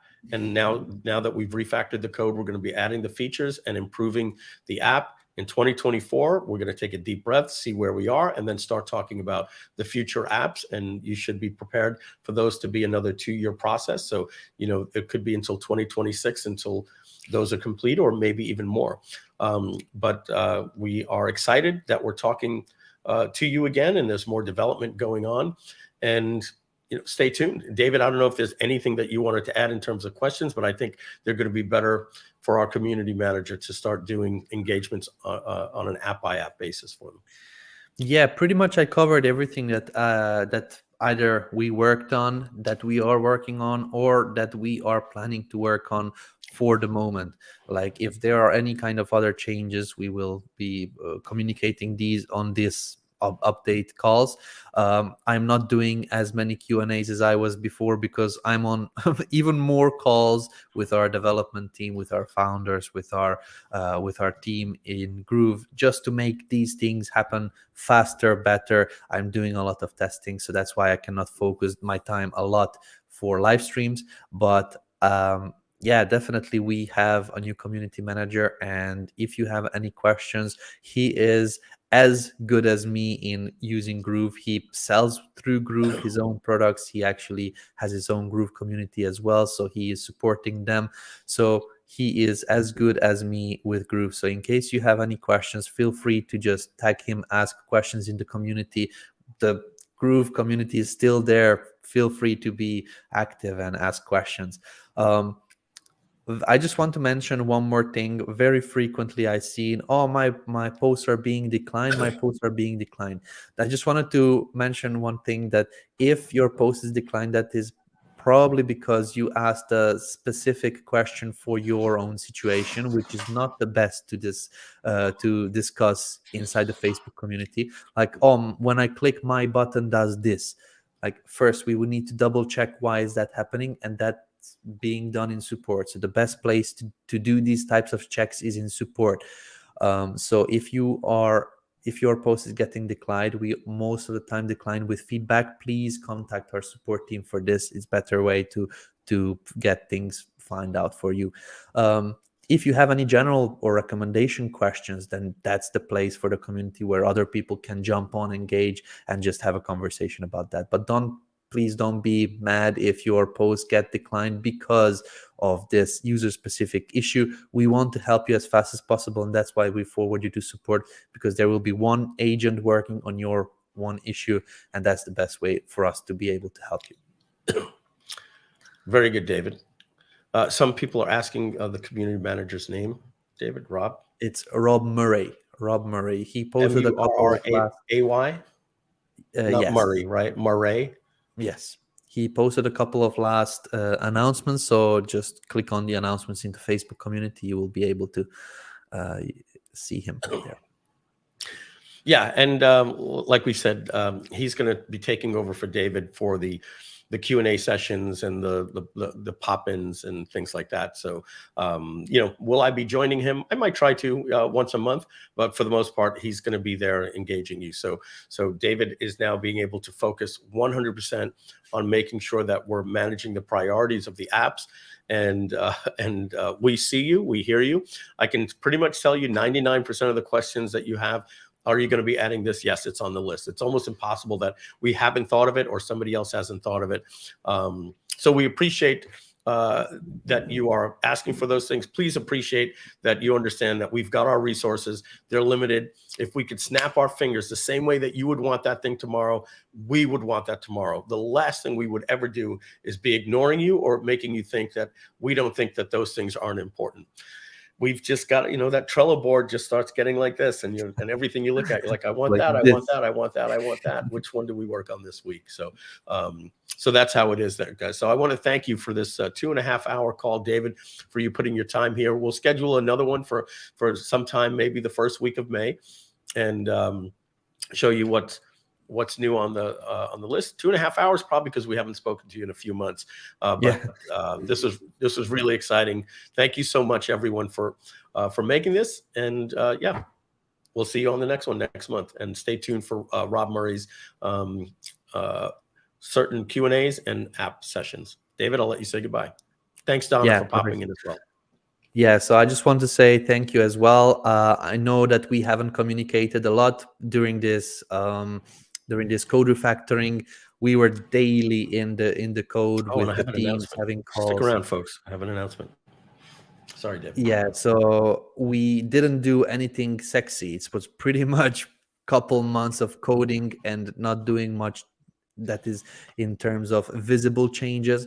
So there were no announcements. But now that the code has been cleaned, I showed you some of the things that are coming, that are basically on the test server, ready to be either tested or immediately released. Some of the things that were released, like the GrooveBlog search. So please go ahead, use those. And if you find anything, let us know. But other than that, we will be communicating from now more and more, because we have more things to talk to you about. Sultan says, I missed the funnel makeovers. Yeah, we're going to be getting back to doing a lot of those different things. On top of that, I did promise Brad that we were going to talk about when the commissions are going to be paid. As we said in the State of the Grooving, we were looking to get those paid at the end of the first quarter. So if all goes well, we hope to have all of your commissions up to date, up to speed, and paid, completely on the back pay by May 1st. All right, so that's within this month of April. Having said that, we have paid. We have started paying, as we said, as of November 1st or December 1st. I forget what it was when we did the State of the Groovian. We said that all sales made will start getting paid commissions. So the last 5 months, all the commissions have been paid. So we're talking specifically about the back pay. We have paid about 70% of all of those payments have been made to you, and we plan to get the other 30% get caught up to speed with you by the end of this month. Now, the last thing I want to talk about is stay tuned for an email coming tomorrow. We did our launch internally for Groove.ai. We sold over 1,000 of them so far. We've pre-sold almost $1 million of Groove.ai. We hired our 10x developer, Artie. He's now working on the project full speed. We're going to be adding a front-end developer on top of that project as well. Really excited about Groove.ai, but what I'm talking to you about right now is that tomorrow, if you go there now, you might catch us, working on the page. But at groove.ai/JV tomorrow, stay tuned for an email. There's going to be a video of me explaining. I'll give you a quick update of it. We used AI to do every single creative inside of the launch for Groove.ai. Our conversions were better than anything we've ever done because the ability for us to put the throughput and the TLC and everything from the order page bullet points to every single headline, every single email, case studies, everything that we did with AI, we had such an incredible conversion on that launch. And I mean, like, incredible. As I say in one of the case studies, I think it's case study number 2 or 3 at groove.ai/case-study. There's 4 case studies. There's going to be 7 by next week. I encourage you to go to groove.ai/case-study. Watch all 4 of those case studies. They'll blow you away. You definitely want to get used to those as if you're going to be helping us with affiliates. In one of those videos, I say, if I tell you the EPCs, you're not going to believe me, but here's what they are. We average $100 EPC on that launch. Now, why? Well, it was a lifetime deal, and we were mailing it to buyers that purchased a lifetime deal. So that number is inflated, but I don't know that I've ever seen $100 earnings per click, meaning every single visitor that came to the website was worth $100 to us. We had no affiliates, and we drove just about 9,000 visitors to that page, and we brought in 900,000, another 100,000 since that promotion ended with another 1,000 visitors. So that's 10,000 visitors. $1 million is $100 per visitor. We didn't even have our retargeting. I actually forgot to put a retargeting pixel on there. We could have added easily another 20% income and made that $120 EPC. So what does that mean to you as an affiliate? Well, you're going to be talking to people that are not lifetime customers. So we could easily drop that down to about $50 EPC. And then you're going to get paid 40% of that. And then we add the retargeting. So it'll be $60 times 40%. You're going to be looking somewhere around a $25 EPC. So that means if you can send us 10 people on average, you're going to be getting $250 from us. 100 people that click your link, that'll get you $2,500. 1,000 people is going to be $25,000 to you. So the first thing is, as we said, getting you paid on your past commissions. If you're owed, you'll be getting paid on that this month as well. And if you want to jump in, make sure tomorrow, look out for the email. We're going to send you to Groove.ai/JV. I'm going to be actually shooting this video today in this shirt. I'm going to look just like I look right now without the glasses and these AirPods, talking about what I'm telling you guys right now. And the important thing to remember is EPCs always look like this, right? Or in your case, like this. And that means in the final days, you know, when we're saying, hey, this particular opportunity to get in at this lifetime deal with this offer at this price is ending, we make 80% of all of the campaign sales in that final day. It's just one of those days where all the bar graphs look like this, and the final day you make that many sales. And then when you combine the next morning to your first day and you combine all of that average of the bar graph that looks like this, you might start out at a $6 EPC, day two, $8 EPC. The final day, you might end up at like a $60 EPC, and that will all average out to you to about a $25 earnings per click. I've never made any claim like that. Well, for Groove.cm, we would usually promise you somewhere around $10 to $14 earnings per click. You're going to be double any conversions you've ever had with us. We've got some even more demos that we're going to be doing.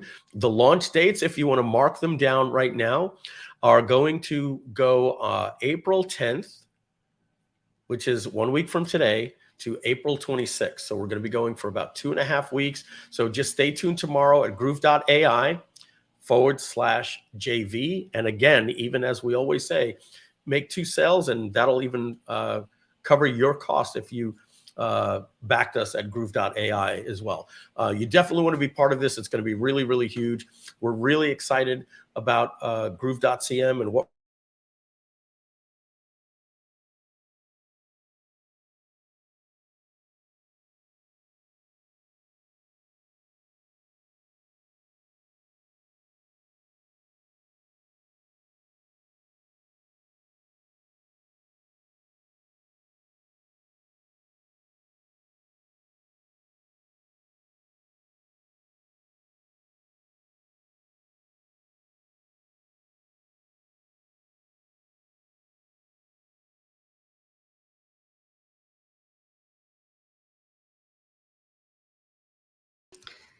Hey, I think we lost Mike's audio. Mike, we lost your audio, Mike.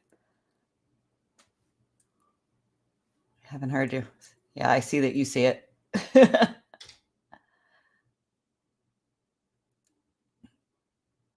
No sound. Still no sound.